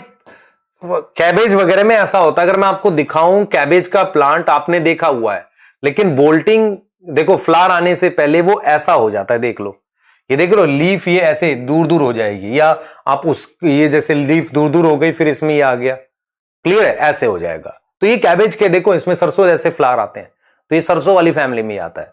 तो ये तो कैबेज है नहीं, देख रहे हो इंटरनोड बढ़ गई, ये लीफ दूर दूर हो गई, ये बोल्टिंग है। तो बोल्टिंग इसे ही कह रहे हैं बेटा, दिस इज बोल्टिंग, ये हमारे पास बोल्टिंग है। दिस इज बोल्टिंग, बोल्टिंग हुई है ना, देख रहे हो, दिस इज बोल्टिंग, हो जाएगा, याद रहेगा। ये बोल्टिंग का क्या मतलब है, internode elongation prior to flowering.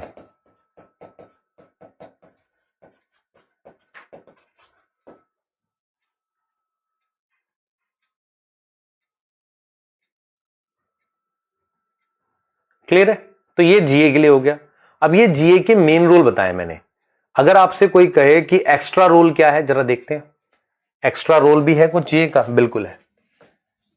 Extra role सुनो ध्यान से, और एक्स्ट्रा रोल को हम अभी उसके साथ समझाएंगे। देखो जीए क्या करता है, ध्यान सुनना। जीए के 3 एक्स्ट्रा रोल याद करने। पहला, all plant hormones promote female flower,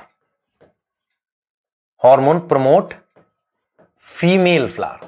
क्या प्रमोट करते हैं, किसी में फीमेल फ्लावर बनाना प्रमोट करते हैं। But GA promote male flower. GA क्या प्रमोट करता है, मेल फ्लावर प्रमोट करता है। आपको क्लियर समझ में आ रही है? जीए क्या प्रमोट करता है, मेल फ्लावर। ऑल प्लांट जो है हमारे पास हार्मोन प्रमोट करते हैं female flower, but GA promote करता है मेल फ्लावर। सेकेंड पॉइंट ध्यान से सुनना बेटा। सेकेंड पॉइंट क्या है, सेकेंड पॉइंट ये है, यहां पर सेकेंड पॉइंट ये है कि देखो ये GA male flower. Second, it promote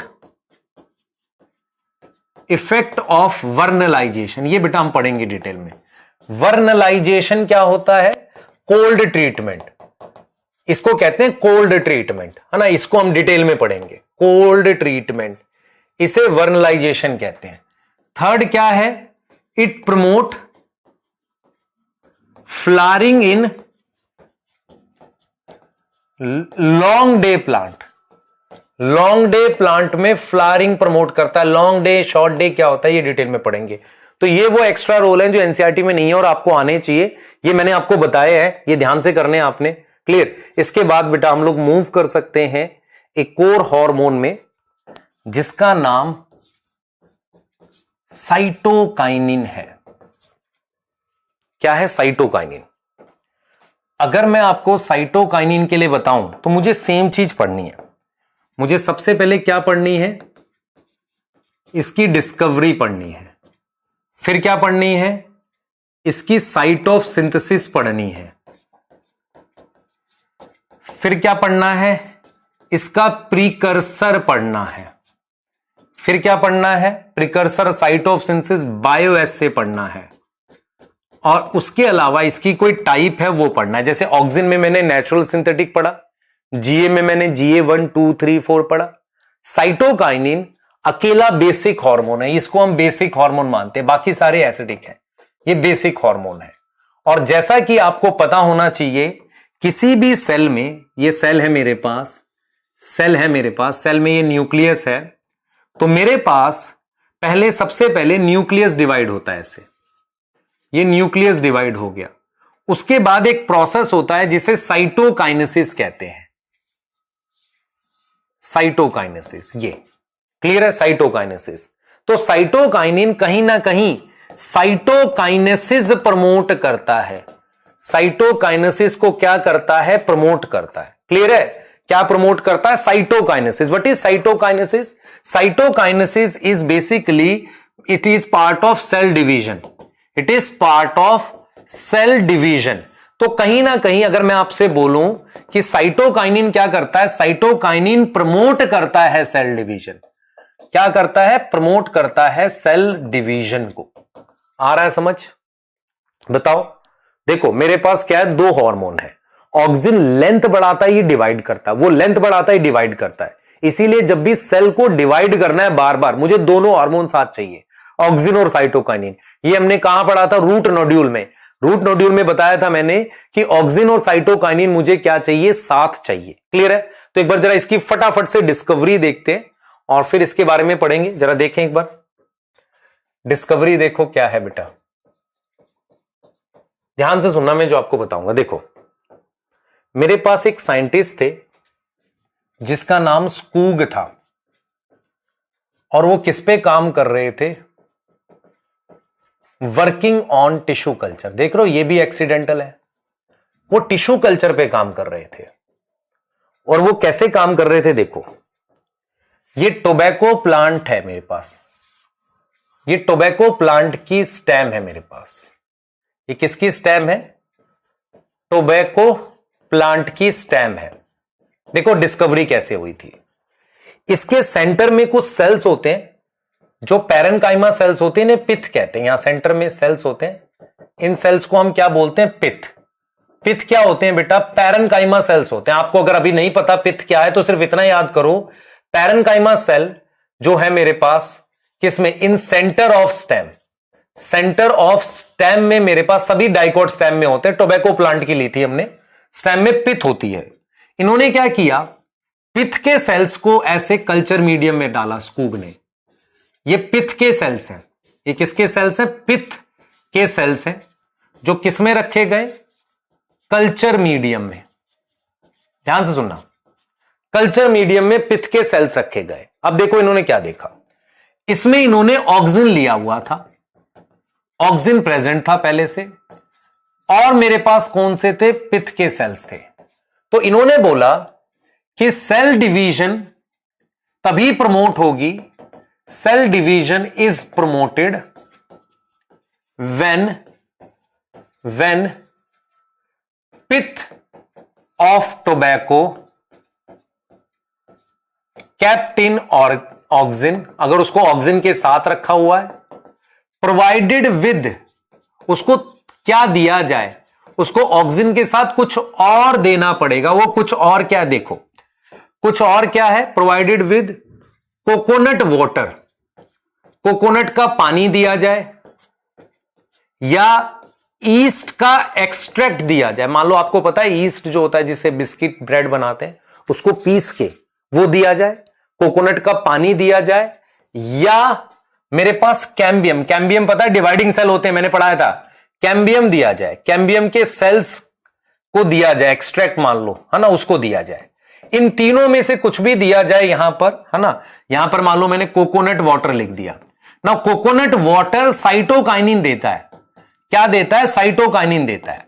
तो एनसीईआरटी ने क्लियरली बोला है कि स्कूग ने कहा था कि जो पिथ के सेल्स है जो यहां है उनमें ऑक्सिन प्रेजेंट है, उसके साथ आप इन तीनों में से कुछ भी दोगे तभी डिवीजन प्रमोट होगी। तो स्कूग ने क्या बोला? According to Skoog, division is promoted, division is promoted किसके अंदर? In division is promoted in, किसमें प्रमोट कर रहे हैं? इन टोबैको पिथ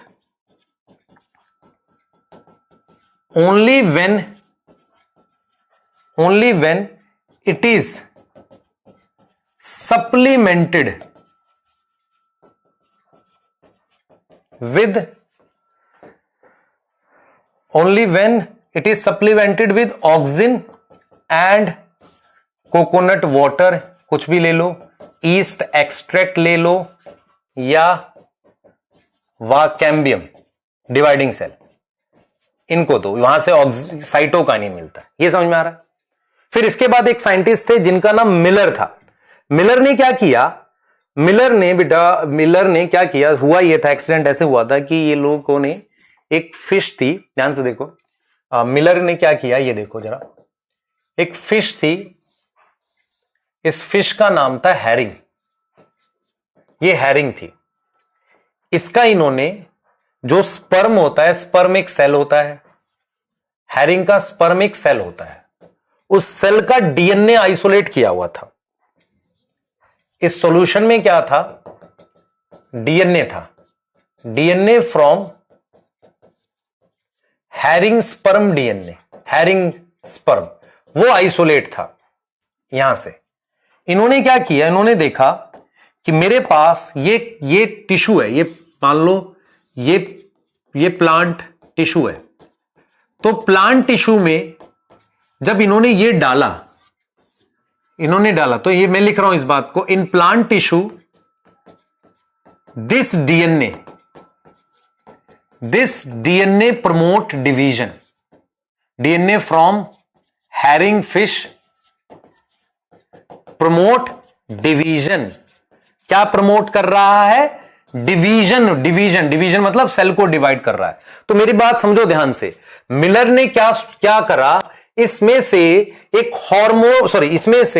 एक केमिकल आइसोलेट किया। यहां से देखो, इस केमिकल ने डिवीजन प्रमोट कर दी किसमें? प्लांट टिश्यू में। तो ये क्या थी? फिश थी। इसका स्पर्म निकाला था, उससे डीएनए आइसोलेट किया था। ये डीएनए किससे निकाला? हैरिंग स्पर्म से।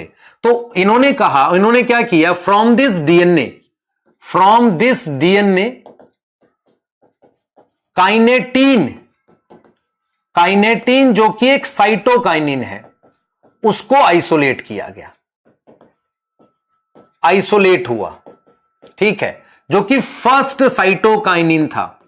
फर्स्ट साइटोकाइनिन जो डिस्कवर हुआ, डिस्कवर्ड एंड आइसोलेटेड, बट वो तो एनिमल सोर्स से था। आपको समझ आ रहा है? और काइनेटीन एक्चुअल में केमिकली क्या होता है? अमीनो प्यूरिन होता है। मतलब किसका डेरिवेटिव है? प्यूरिन का। तो काइनेटीन क्या है बेटा? हमारे पास अमीनो प्यूरिन है। तो मैं आपको क्या समझा रहा हूं? मैं कह रहा हूं कि एक फिश थी जिसका नाम हैरिंग था। आप समझो, एक फिश थी जिसका नाम हैरिंग था। इस फिश के स्पर्म का जो मतलब स्पर्म है, उसका डीएनए निकाला। उस डीएनए को जो था, इस डीएनए को, उसमें से पहला साइटोकाइनिन आइसोलेट हुआ जिसका नाम काइनेटिन था। पर काइनेटिन तो एनिमल सोर्स से था, मुझे प्लांट सोर्स से चाहिए। तो अगर आपको आए, ध्यान से सुनेंगे, अगर आपको क्वेश्चन आए कि फर्स्ट साइटोकाइनिन जो आइसोलेट या डिस्कवर हुआ, आइसोलेटेड एंड डिस्कवर्ड, वो काइनेटीन है। वो क्या है? काइनेटीन।